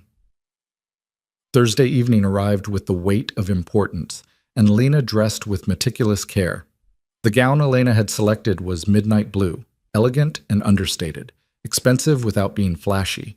Her hair was swept up in a style that looked effortless but had taken 40 minutes to perfect. The diamond necklace Marco's grandmother had worn rested against her collarbone, a visible symbol of her position. She studied her reflection one final time, seeing a woman who looked confident and composed, someone who belonged at a high-stakes business dinner with Manhattan's elite. The transformation from invisible girl to Marco DeLuca's wife felt complete in this moment, though she knew the internal changes were still evolving. Marco was waiting in the living room when she emerged, and the way his expression shifted when he saw her sent heat through her veins. His eyes traveled over her slowly, assessment becoming something warmer, more personal. "You look stunning," he said, his voice rougher than usual. "Elena's excellent taste," Lena deflected, trying to ignore her racing pulse. "Elena picked the dress," Marco corrected, moving closer. "You're what makes it stunning." The compliment hung between them, weighted with meaning they'd both been avoiding. Lena held his gaze, seeing something in his dark eyes that matched the confusion and attraction churning in her own chest. Marco seemed to catch himself, stepping back with visible effort. "We should go. Arriving late sends the wrong message." The restaurant was the kind of place that didn't advertise, where reservations required connections, and the clientele included politicians, business magnates, and people whose wealth came from sources they didn't discuss in public. The private dining room Marco had reserved was elegant and discreet, with a table set for 16 and subtle security positioned at strategic points. Vincent and Carmela arrived first, Vincent's expression already set in disapproving lines as he greeted Marco with stiff formality and acknowledged Lena with barely concealed disdain. "This should be an interesting evening," Vincent said, the words carrying implications Lena didn't fully understand. "It will be productive," Marco replied evenly. "That's what matters." Carmela diffused the tension with practiced grace, drawing Lena aside while the men discussed business. "Vincent's in a mood tonight," she said quietly. "Don't let it rattle you. He's testing boundaries, seeing if he can make you uncomfortable enough to slip." "I won't give him the satisfaction," Lena promised. "Good girl," Carmela said with approval. "Remember, you're a DeLuca now. That comes with armor as much as obligation." The other guests arrived in clusters. Business associates Marco needed to impress, family members who'd come to observe and judge, a few carefully selected allies who supported Marco's leadership despite Vincent's attempts to undermine it. Lena smiled and made conversation, deploying the social skills she'd honed through years of navigating Patricia's parties, adapted now for a more dangerous audience. Dinner progressed through multiple courses, conversation flowing around business deals and family matters discussed in careful code. Lena contributed when appropriate, stayed quiet when she didn't have relevant knowledge, and watched the power dynamics play out around her with growing understanding. Vincent was deliberately trying to exclude her from conversations, directing questions and comments to everyone except Lena, making it clear he considered her irrelevant to serious discussion. Marco countered by consistently bringing her into the dialogue, asking her opinion, treating her as an equal partner rather than decorative addition. The tension between father and son was palpable, a silent war conducted through glances and carefully chosen words. Midway through the main course, one of the business associates, a man named Richard, whose legitimate real estate empire reportedly covered less lucrative activities, turned to Lena with practiced charm. "Mrs. DeLuca, I understand you're quite new to the family. How are you finding the transition?" The question seemed innocent but felt loaded with assessment. Everyone at the table was suddenly paying attention, waiting to see how she'd handle it. "It's been educational," Lena replied calmly. "I'm learning that the DeLuca family has high standards and clear expectations. I appreciate the direct approach. It's refreshing after years of dealing with people who hide their judgments behind false politeness." Several people smiled, and she caught the flash of approval in Carmela's eyes. Vincent's expression darkened slightly, recognizing the subtle dig at his behavior. "You're quite young," another associate observed. "This must all be rather overwhelming." "I'm 23, Lena said. "The same age Carmela was when she married into this family, I believe. And I've found that youth combined with determination can accomplish surprising things." Carmela's smile widened, and even Isabella, seated further down the table, looked impressed. Lena was drawing parallels between herself and the family matriarch, positioning herself as following in respected footsteps rather than being an unprecedented disruption. Vincent's jaw tightened. He'd been trying to make Lena look weak and unsuitable. Instead, she was holding her own and earning respect from people whose opinions mattered. "Determination is admirable," Vincent said, his tone sharp. But this family requires more than determination. It requires understanding of our business, our values, our way of conducting affairs. Things that can't be learned in a few weeks. No, Lena agreed, which is why I'm grateful to have time to learn. Marco has been an excellent teacher, and I'm learning from the best examples available. She let her gaze rest on Carmela when she said it, making clear who she considered the best example, deliberately excluding Vincent from the compliment. The table went very quiet. Lena had just challenged Vincent's authority in front of business associates and family, done it with enough subtlety that he couldn't call her out directly without looking petty. Marco's hand found hers under the table, squeezing gently. Warning or support, she wasn't sure, but the contact sent electricity up her arm. Vincent's eyes had gone cold, dangerous. You're quite bold for someone so new to this world. I learned boldness from surviving circumstances that would have broken most people, Lena replied, her voice steady despite the adrenaline flooding her system. I don't mean disrespect, but I won't pretend to be something I'm not. Marco married me knowing exactly who I am. I assumed the family would appreciate honesty over performance. Honesty, Vincent repeated, the word heavy with skepticism. An interesting choice of value in our line of work. Vincent, Carmela cut in, her voice carrying quiet authority. I think we've established that Lena is capable of holding her own in conversation. Perhaps we should return to the business matters we gathered to discuss. It was a clear order disguised as suggestion, and Vincent had no choice but to comply. The conversation shifted back to safer territory. Business deals, market conditions, carefully coded discussion of activities Lena suspected had nothing to do with legitimate commerce. She'd won that particular skirmish, but she could feel Vincent's anger simmering across the table, could see the calculation in his eyes as he reassessed his opinion of her from dismissible annoyance to actual threat. The rest of dinner passed without further confrontation, though the tension remained palpable. When the evening finally ended and goodbyes were exchanged, Lena felt exhausted from maintaining her composure through hours of subtle combat. In the car heading home, Marco was quiet for several blocks before speaking. That was either very brave or very foolish, he said finally. I haven't decided which. Did I overstep? Lena asked, anxiety threading through her voice. You challenged my father in front of people whose respect he values, Marco replied. You drew comparisons between yourself and my mother that elevated your position while diminishing his authority. You basically declared yourself a worthy opponent rather than an easy target. I'm sorry, Lena started, but Marco cut her off. Don't apologize, he said, and she caught the edge of satisfaction in his voice. You handled yourself perfectly. My father needed to understand that underestimating you is a mistake.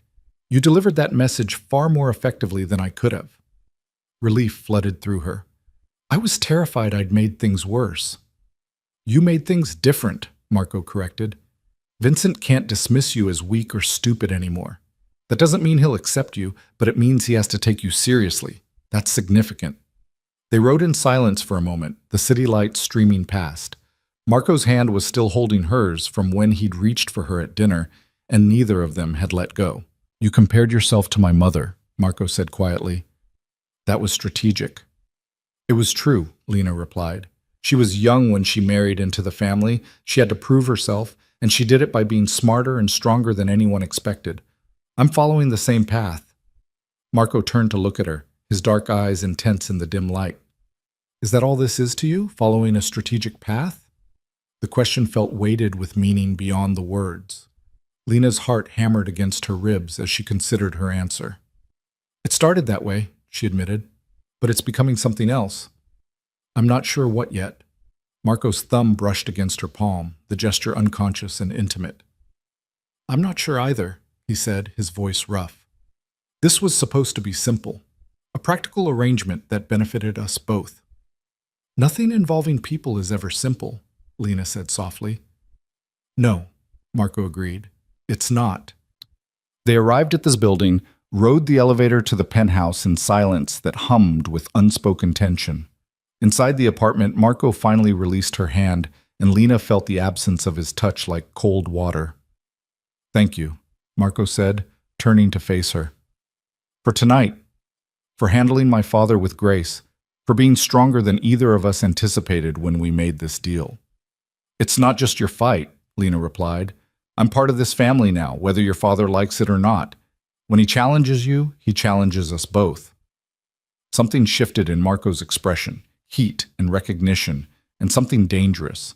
He moved closer, and Lena's breath caught as he reached up to cup her face with both hands, his touch gentle despite the intensity in his eyes. This is a bad idea, he said, his voice barely above a whisper. Probably, Lena agreed, her pulse racing. We had boundaries, rules. This was supposed to stay professional. I know. Marco's thumb brushed across her cheekbone, and Lena felt the touch everywhere, heat spreading through her body like wildfire. If we cross this line, everything changes. We can't go back to simple. I don't want simple, Lena heard herself say, the truth escaping before she could reconsider. Marco's control shattered. He kissed her with the intensity of weeks of restraint breaking all at once, his mouth claiming hers with hunger that made her knees weak. Lena kissed him back with equal desperation, her hands fisting in his shirt, pulling him closer as every boundary they'd carefully constructed dissolved like smoke. They stumbled toward his bedroom, shedding expensive clothes between heated kisses, hands exploring skin finally allowed to touch. When Marco laid her on his bed and looked down at her with dark eyes full of want and something deeper, more complex, Lena felt the last of her defenses crumble. This wasn't the practical arrangement they'd agreed to. This was dangerous and real and completely outside the safety of their contract. And as Marco's hands and mouth learned her body with devastating thoroughness, as Lena discovered the man beneath the control and calculation, she understood that she'd been lying to herself from the moment she got in that car 3 weeks ago. This had never been simple. And she'd been falling for Marco DeLuca since the night he looked at her across a crowded ballroom and actually saw her. Later, lying in Marco's bed with his arm heavy across her waist and his breathing deep with sleep, Lena stared at the ceiling and tried to process what had just changed between them. The physical intimacy was one thing, explosive and incredible and better than she'd imagined, but it was what came after that left her reeling. Marco had been gentle afterward, careful in a way that suggested vulnerability beneath his usual control. They'd talked in the darkness, real conversations stripped of performance and strategy, sharing pieces of themselves they'd both kept hidden. He told her about the weight of family expectations, the constant pressure to be perfect, the isolation that came from never being able to trust anyone's motives. She told him about the years of being invisible, surviving on determination and stubbornness, the quiet rage that had kept her going through Patricia's cruelty. And somewhere in those whispered confessions, the marriage of convenience had transformed into something neither of them had planned for. Something that felt terrifyingly like the beginning of actual partnership, maybe even love. Lena knew she should be afraid, should be protecting herself against the inevitable hurt that came from caring about someone who'd explicitly said this wasn't a love match. But watching Marco sleep beside her, his features softer in relaxation, she couldn't bring herself to regret letting him in. Whatever consequences came from tonight, they'd face them together. That was worth the risk. Morning arrived too soon, sunlight streaming through windows Marco had forgotten to cover. Lena woke to find him already awake, propped on one elbow, watching her with an expression she couldn't quite read. "Morning," she said, suddenly uncertain about the protocol for the morning after crossing lines they'd sworn to maintain. "Morning," Marco replied, his voice rough with sleep. "Any regrets?" "Should I have them?" Lena asked instead of answering. Marco was quiet for a moment, his dark eyes searching her face. "I don't know. This wasn't part of the plan. It complicates everything." "Life is complicated," Lena said, echoing their earlier conversation. "We can handle complicated." "Can we?" Marco's hand moved to trace her jawline, the gesture tender. "I'm not good at this, Lena. Relationships, emotional vulnerability, any of it. I know how to strategize and negotiate and manage business. I don't know how to be someone's partner in the way that matters." "Neither do I," Lena admitted. "I spent years being invisible, keeping people at arm's length, surviving instead of living. But maybe we can figure it out together." Marco's expression shifted, something vulnerable breaking through his usual control. "I didn't expect you," he said quietly. "When I made that deal, I thought I was getting a solution to a problem. I didn't expect to actually care about you. The confession made Lena's chest tight. I didn't expect to care either, but here we are. Here we are, Marco agreed. He leaned down to kiss her, slow and deep, entirely different from the desperate passion of last night. This was deliberate, a choice made in daylight with full awareness of consequences. When they finally emerged from the bedroom hours later, Lena felt fundamentally changed. The woman who'd married Marco DeLuca 3 weeks ago had been protecting herself, calculating survival, afraid to hope for more than escape. The woman walking into the kitchen now wanted more, wanted partnership and trust and the possibility of building something real with a man who'd proven himself worth the risk.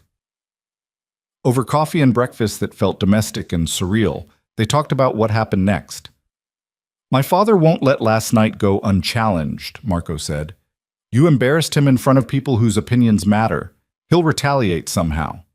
Let him try, Lena replied, surprising herself with the steel in her voice. I'm done being afraid of powerful men who think they can control me. Marco's lips curved in genuine amusement. You realize you just declared war on Vincent DeLuca. I declared that I'm not backing down, Lena corrected. There's a difference. Not to my father, Marco said, but his tone held approval rather than warning. You're going to keep surprising me, aren't you? Probably, Lena admitted. Is that a problem? No, Marco said, his dark eyes warm. It's one of the things I'm starting to love about you. The word hung between them. Love. Not yet fully claimed, but acknowledged as possibility. Neither of them said it directly, but it was there, growing in the space between strategic arrangement and genuine partnership. The next few weeks unfolded with new complexity. Publicly, Marco and Lena presented the same united front they'd established, but privately, their relationship deepened in ways that both thrilled and terrified them.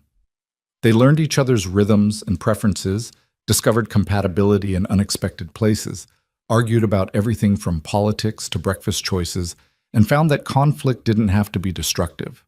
Lena continued her classes, finding joy in learning for its own sake rather than as escape. She grew closer to Carmela and Isabella, building genuine relationships rather than strategic alliances.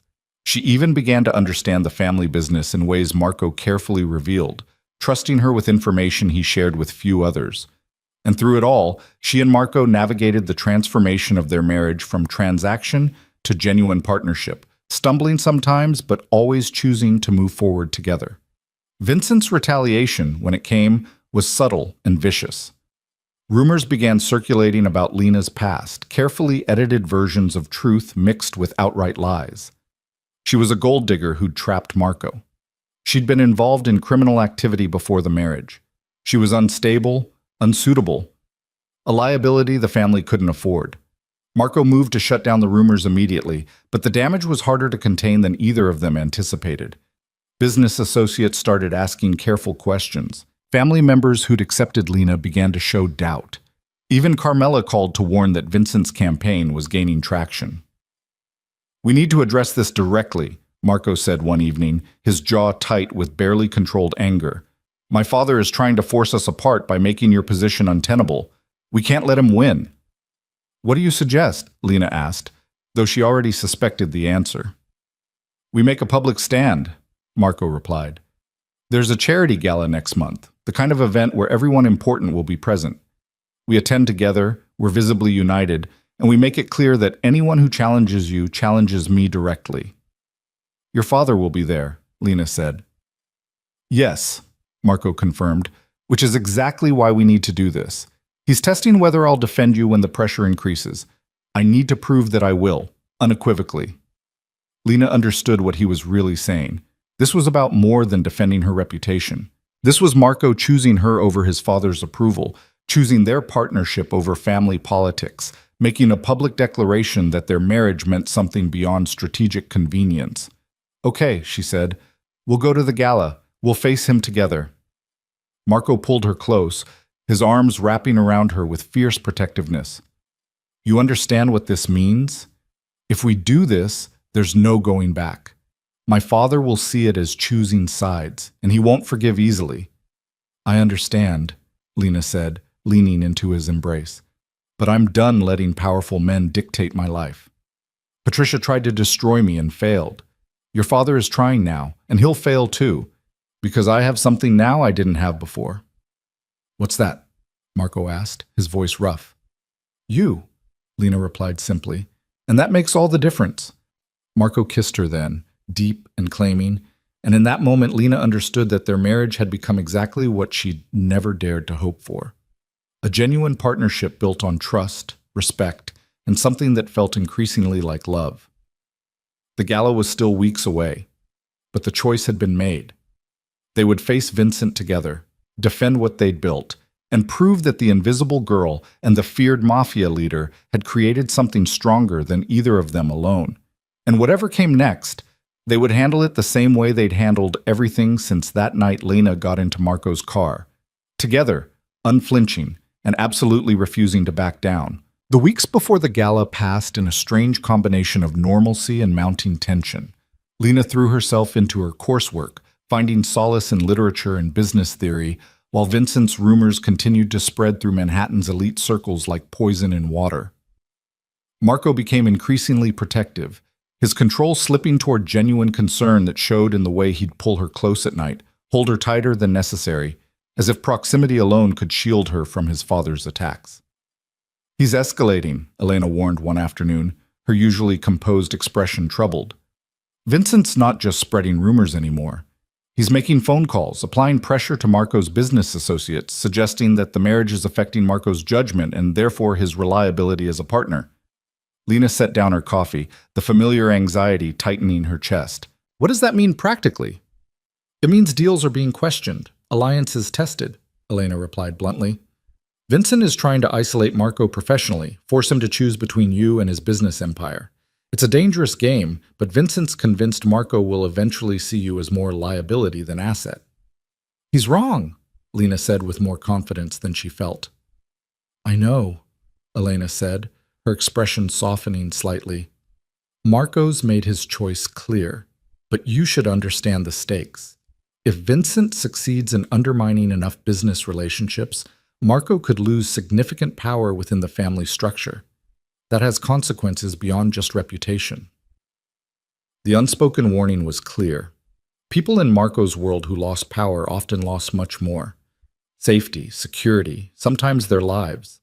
Vincent wasn't just attacking their marriage, he was threatening everything Marco had built. That evening, Lena found Marco in his office, surrounded by files and looking more exhausted than she'd seen him since they married. His tie was loosened, his usually perfect composure frayed around the edges, and something protective and fierce rose in her chest at the sight. "Bad day?" she asked from the doorway. Marco looked up, his expression easing slightly when he saw her. "3 deals fell through today. Associates who've worked with me for years suddenly developing concerns about my stability and judgment. All of them received calls from my father first." Lena crossed to his desk, perching on the edge. "Elena told me he's escalating." "He's trying to force my hand," Marco said, leaning back in his chair with visible frustration. "Make the cost of keeping you so high that I'll have to reconsider. He thinks everyone has a price, a breaking point where principle becomes negotiable." "And do you?" Lena asked quietly. "Have a breaking point?" Marco's dark eyes found hers, holding steady. "Not when it comes to you. My father's going to learn that the hard way." The certainty in his voice made something warm and dangerous bloom in Lena's chest. She'd spent so long believing she was disposable that anyone who claimed to care would eventually choose something else, someone else, when the cost got too high. Marco was proving her wrong with every decision, every choice to stand beside her despite mounting consequences. "What if we gave him what he wants?" Lena said suddenly, an idea forming. Marco's expression sharpened. "What do you mean?" "He's trying to make me look like a liability, like I'm damaging your business and reputation," Lena explained, her mind racing. "What if we flip that narrative? What if instead of defending against his attacks, we demonstrate my value so publicly that his claims become obviously false?" "How?" Marco asked, interest replacing exhaustion. "The Heart Foundation," Lena said, pieces clicking together. "Patricia shut it down after the embezzlement scandal, right? All those programs my father built, helping kids from difficult backgrounds get education and opportunities, all gone because of her greed." "Yes," Marco confirmed slowly. The foundation was dissolved, assets absorbed. What are you thinking? We rebuild it, Lena said, excitement building. But better. We create something that actually helps people, that demonstrates commitment to community and family values. I run it, which shows I'm capable and committed. You fund it, which shows you're investing in legitimate, positive ventures. Together, we turn one of Patricia's weapons against me into proof that we're building something meaningful. Marco was quiet for a long moment, his mind clearly working through angles and implications. That's brilliant, he said finally. It addresses multiple problems at once. Shows you're not a gold digger, but someone committed to genuine purpose.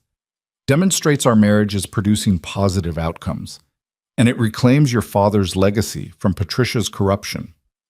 Plus, it actually helps people, Lena added, which matters more than the optics.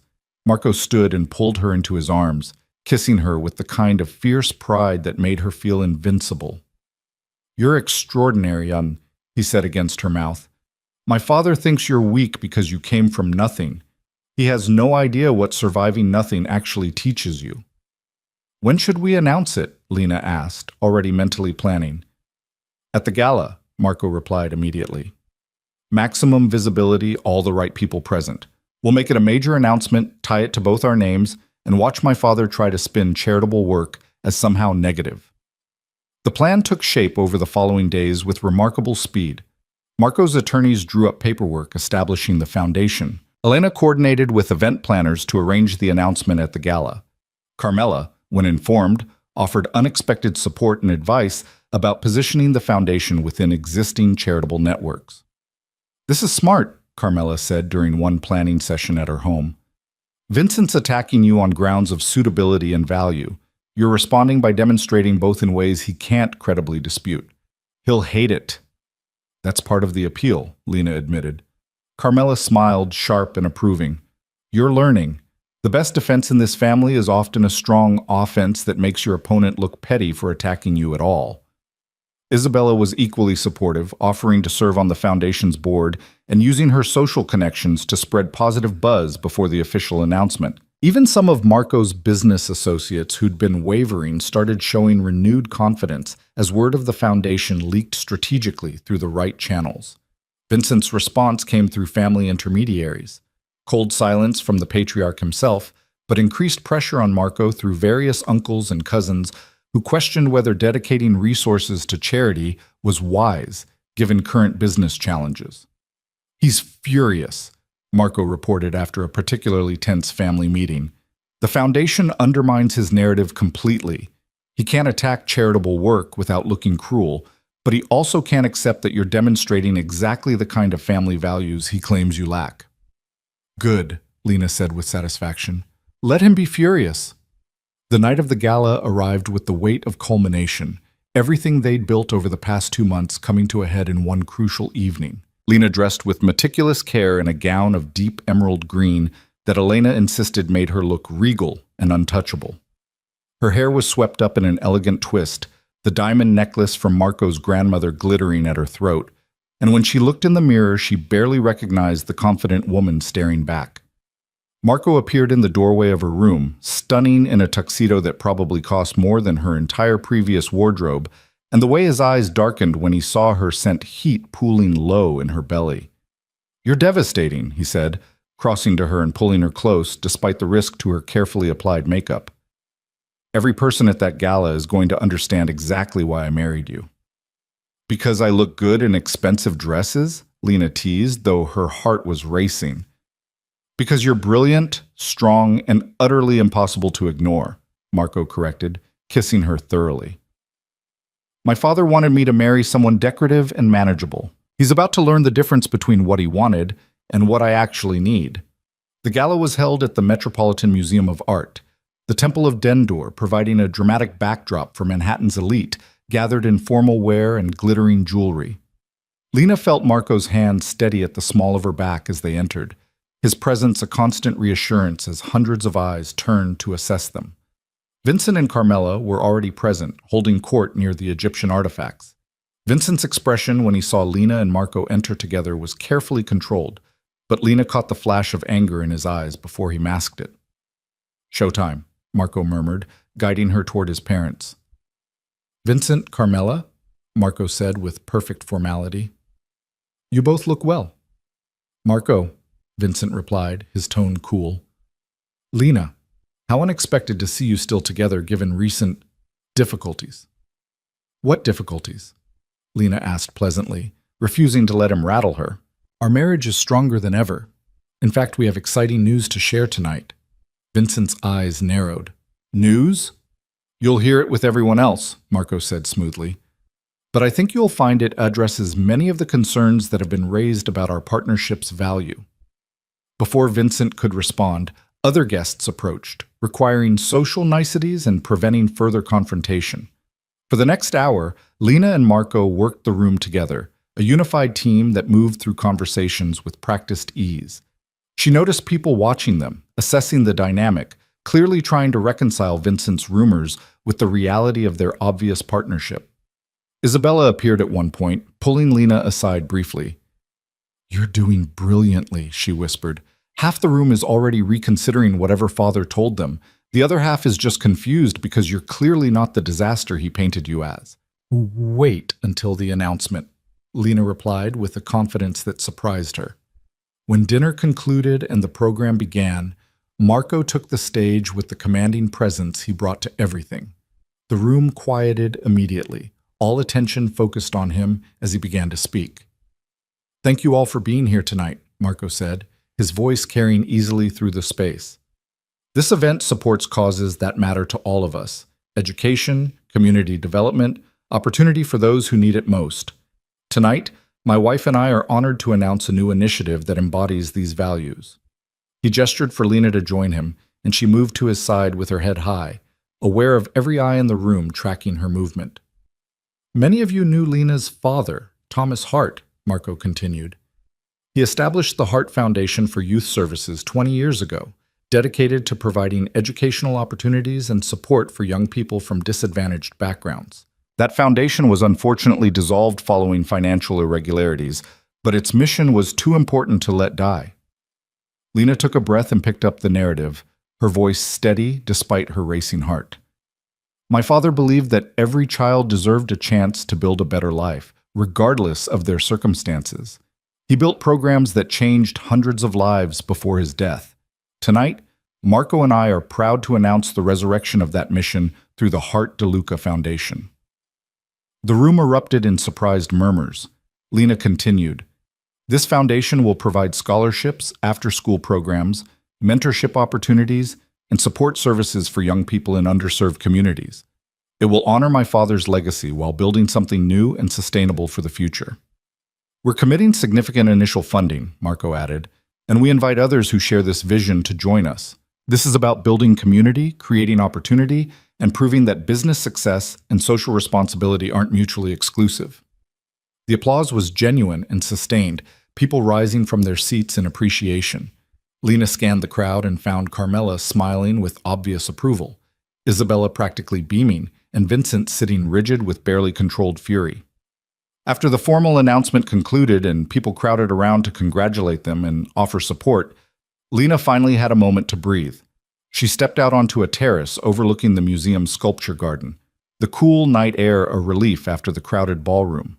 She wasn't alone long before Vincent joined her, his presence making the temperature drop several degrees. Clever, he said without preamble. Very clever. Using charity to rehabilitate your image and undermine my concerns about your suitability. This isn't about image, Lena replied, turning to face him directly. It's about doing something meaningful with the resources and position I now have access to. Don't play naive with me, Vincent snapped, his control slipping. You're a gold digger who trapped my son with a sob story and convenient timing. This foundation is just another manipulation. You're wrong about me, Lena said calmly, refusing to let his anger affect her composure. I married Marco to escape an impossible situation. That part is true. But what we've built since then is real. I'm not trying to take anything from him or from this family. I'm trying to contribute something positive. You're a liability, Vincent insisted. You come from nothing. You have no useful connections, no understanding of our business. Marco married you on impulse, and he'll regret it eventually. No, Lena said, steel entering her voice. He won't, because unlike the strategic alliance you wanted him to make with Vivian Hart, our marriage is built on genuine partnership. We trust each other. We support each other. We're choosing this every single day, not because we have to, but because we want to. Vincent's expression darkened. You think love protects you? In this world, in this family, love is a weakness that gets exploited. Maybe in your experience, Lena replied, but Marco and I are building something different. We're proving that strength and partnership can coexist, that caring about someone doesn't mean sacrificing power or principle. Idealistic nonsense, Vincent said dismissively. Wait until the real challenges come. Wait until Marco has to choose between you and business interests that matter. We'll see how strong your partnership really is. We've already faced real challenges, Lena countered, including your attempts to destroy our marriage. And we're still standing, stronger than before. That should tell you something. Before Vincent could respond, Marco appeared in the terrace doorway, his expression hardening when he saw his father alone with Lena. Is there a problem? Marco asked, his tone carrying clear warning. Just having a conversation, Vincent replied smoothly, his anger masked again beneath social polish. Your wife is quite passionate about this foundation project. She is, Marco agreed, moving to stand beside Lena, his hand finding hers. It's one of many things I admire about her. Lena doesn't do anything halfway. When she commits completely. Vincent's jaw tightened as he read the subtext. Marco was talking about their marriage as much as the foundation. I hope you're right about her, he said finally, for your sake. I am right, Marco replied with absolute certainty. And I'd appreciate if the rumors and business interference stopped. You've made your disapproval clear. Continuing to undermine me professionally just proves you care more about control than about what's actually good for this family. The two men stared at each other, generations of complicated history and power struggles playing out in the silence. Finally, Vincent nodded once, sharp and reluctant. We'll speak more about this later, he said, then turned and walked back into the gala, leaving Marco and Lena alone on the terrace. Marco pulled her into his arms, tension draining from his shoulders. Are you okay? What did he say to you? The usual, Lena replied, leaning into his embrace. That I'm a gold digger, a liability, that you'll regret marrying me. Nothing I haven't heard before in various forms. He's wrong about all of it, Marco said fiercely. You're the best decision I've made in years. Even though I've complicated your life immeasurably? Lena asked. Especially because of that, Marco replied, tilting her face up to meet his eyes. Before you, everything was strategy and calculation and maintaining power. You've given me something to actually fight for beyond just survival and dominance. That's worth any complication. Lena kissed him, deep and claiming, not caring who might see them through the terrace windows. When they finally broke apart, she rested her forehead against his. I love you, she said, the words escaping before she could second-guess them. I know that wasn't part of the deal, and I know it makes everything more complicated, but it's true. I love you, Marco DeLuca. Marco's expression transformed, vulnerability and joy breaking through his usual control. I love you too, he said, his voice rough with emotion. I think I have since the night you got in my car and chose to fight instead of surrender. You're the bravest person I know, Lena, and I don't deserve you, but I'm keeping you anyway. They stood there together under the stars, the gala continuing inside without them, and Lena felt something settle in her chest that had been restless her entire life. She'd found home, not in a place but in a person, in the partnership they'd built from desperation and strategy into something real and lasting. The weeks following the gala brought unexpected peace. Vincent's attacks stopped, not because he'd accepted Lena, but because continuing them would have made him look petty after the foundation announcement's success. Business associates who'd been wavering returned to working with Marco, reassured by the visible strength of his marriage and the positive community response to the Hart DeLuca Foundation.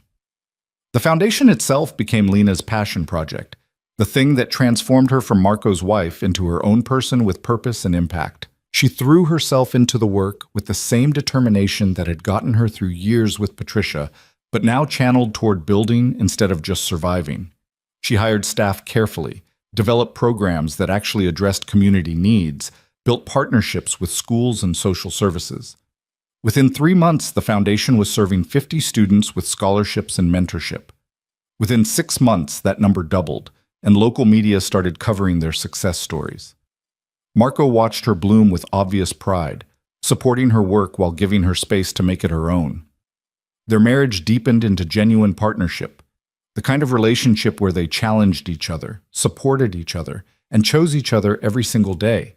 Carmela became an unexpected ally and friend, offering wisdom from her own experience navigating the DeLuca family's complexities. Isabella became the sister Lena had never had, someone who understood the unique pressures of their world and could laugh about it over wine and honest conversation.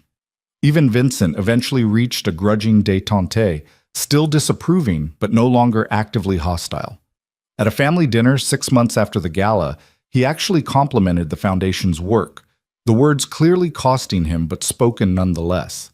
"You've accomplished something meaningful," Vincent said to Lena, his tone stiff but not unkind. "Your father would be proud." It was the closest thing to acceptance she'd likely ever get from him, and Lena took it as the victory it was. 1 year after their marriage, Marco surprised Lena with a weekend trip to a house in the Hamptons she'd never seen before. It was beautiful and private, overlooking the ocean, the kind of place that promised peace away from Manhattan's intensity. "What's this about?" Lena asked as they walked along the private beach, the winter sun weak but beautiful. "Our anniversary," Marco replied. "1 year since you got in my car and changed everything." "Has it been everything you expected?" Lena asked, half teasing but genuinely curious. Marco pulled her to a stop, turning to face her with the ocean wind whipping around them. "It's been nothing like I expected," he said honestly. "I thought I was getting a practical solution to a problem. I got a partner, a best friend, and the person I want to build a life with. You've made me better, Lena. Happier. More human." "You've made me brave," Lena replied, her eyes stinging with emotion. "You've given me room to become someone I never thought I could be, not just because of resources or protection, but because you actually see me and value what you see." "I love what I see," Marco corrected, pulling a small box from his pocket. "Which is why I want to do this properly this time." He dropped to one knee in the sand, and Lena's breath caught as he opened the box to reveal a stunning ring. Different from the practical platinum band she wore now, this one was clearly chosen with care and love rather than efficient necessity. "Lena Hart DeLuca," Marco said, his voice carrying over the ocean wind. "You married me when you had no choice, when it was survival instead of desire. I'm asking you to marry me again, this time because you want to, because you're choosing me and this life we're building. Will you marry me? Again, properly, with love instead of desperation?" Tears streamed down Lena's face as she nodded, words temporarily impossible. When she finally found her voice, it was steady and sure. "Yes," she said.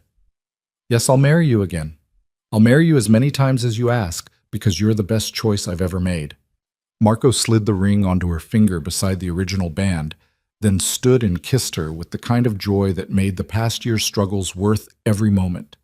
They stood there on the beach, wrapped in each other, and Lena understood that this was what healing looked like, what choosing yourself and being chosen in return actually felt like. They remarried 2 months later in a small ceremony that was nothing like the rushed City Hall wedding. This time, Carmela and Isabella were there, beaming. A few close friends they'd made in the past year. And even Vincent attended, his presence a tacit acknowledgement that this marriage had proven itself beyond his initial objections. Lena wore white this time, a dress she'd chosen herself, and when Marco saw her walking toward him, his expression held the kind of unguarded emotion that made her feel invincible. They exchanged vows they'd written themselves, promises about partnership and trust, and choosing each other through whatever challenges came. When the officiant pronounced them married, Marco kissed her like it was the first time and the 1,000th time simultaneously, and Lena felt the last piece of her old life. The invisible girl who'd believed she deserved nothing finally fall away completely. At the reception afterward, Carmela pulled Lena aside, her sharp eyes soft with something that might have been affection. "I misjudged you initially," Carmela admitted. "I thought Marco had made an impulsive choice he'd regret. Instead, I watched you both become exactly what the other needed. That's rare, Lena. Don't take it for granted." I won't, Lena promised. This marriage saved my life. I'm not going to waste that gift. It wasn't just the marriage, Carmela corrected gently. It was you.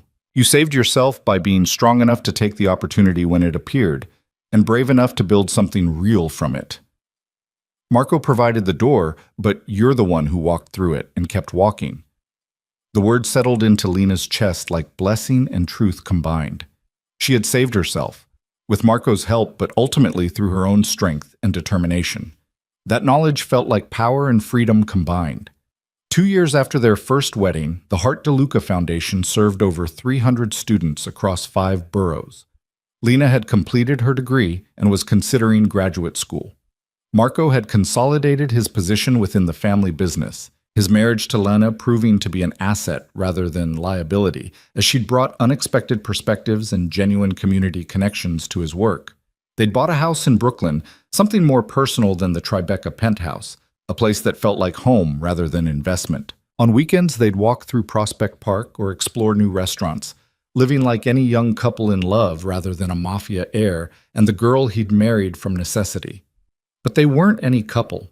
They were Marco and Lena DeLuca, partners who'd built something extraordinary from desperation and strategy, who'd chosen love when they could have settled for convenience, who proved that sometimes the best relationships began in the most unlikely circumstances. One evening, 3 years after that first fateful night, Lena stood at the windows of their Brooklyn home, watching the sunset paint the sky in shades of gold and pink. Marco came up behind her, wrapping his arms around her waist and pulling her back against his chest. "What are you thinking about?" he asked, his voice warm against her ear. "How different my life is now," Lena replied honestly. 3 years ago, I was invisible, scared, trapped. Now I'm building programs that actually help people. I'm finishing my education, and I'm married to a man who sees me as an equal partner instead of a burden. "You were never a burden," Marco said. "You were an opportunity I was smart enough to take." "We were both smart enough to take the opportunity," Lena corrected, turning in his arms to face him. "This works because we both chose it, both committed to making it real instead of just convenient." Marco kissed her forehead, her cheeks, finally her lips with the comfortable intimacy of longtime partners who still felt the spark. "Best decision I ever made, choosing you." "Best decision I ever made, getting in your car," Lena agreed. They stood there as darkness fell over Brooklyn, the city lights beginning to sparkle like stars, and Lena thought about the girl she'd been, invisible, afraid, surviving on determination alone. That girl had been brave enough to take a desperate chance when it appeared, strong enough to build something real from strategic arrangement, wise enough to recognize love when it developed unexpectedly. She wasn't that invisible girl anymore. She was Lena DeLuca, partner to a powerful man, director of a foundation that changed lives, a woman who'd learned that being seen wasn't something to fear, but something to embrace. The night she'd been forced into marriage hadn't been the end of her life. It had been exactly what Marco had promised at that first meeting, the moment it truly began. Everything since then had been choice and commitment, building something extraordinary from the ashes of who they'd both been before they found each other. And as Marco pulled her toward the bedroom with a smile that promised love and partnership and all the complicated beauty of the life they'd built together, Lena understood the truth she'd spent years learning. Sometimes the best things came from the worst circumstances, and sometimes salvation arrived in the form of a ruthless man in a dark suit who looked at an invisible girl and saw everything she could become. She'd become that and more, not because Marco had saved her, but because he'd given her the space and support to save herself. That was the real gift of their marriage, not protection from the world, but partnership in facing it. Together, they'd turned desperation into love, strategy into genuine connection, and a marriage of convenience into something that would last far beyond any contract or obligation. They'd chosen each other. Every day, in 1,000 small ways and several big ones, they continued choosing each other. And that choice, Lena had learned, made all the difference.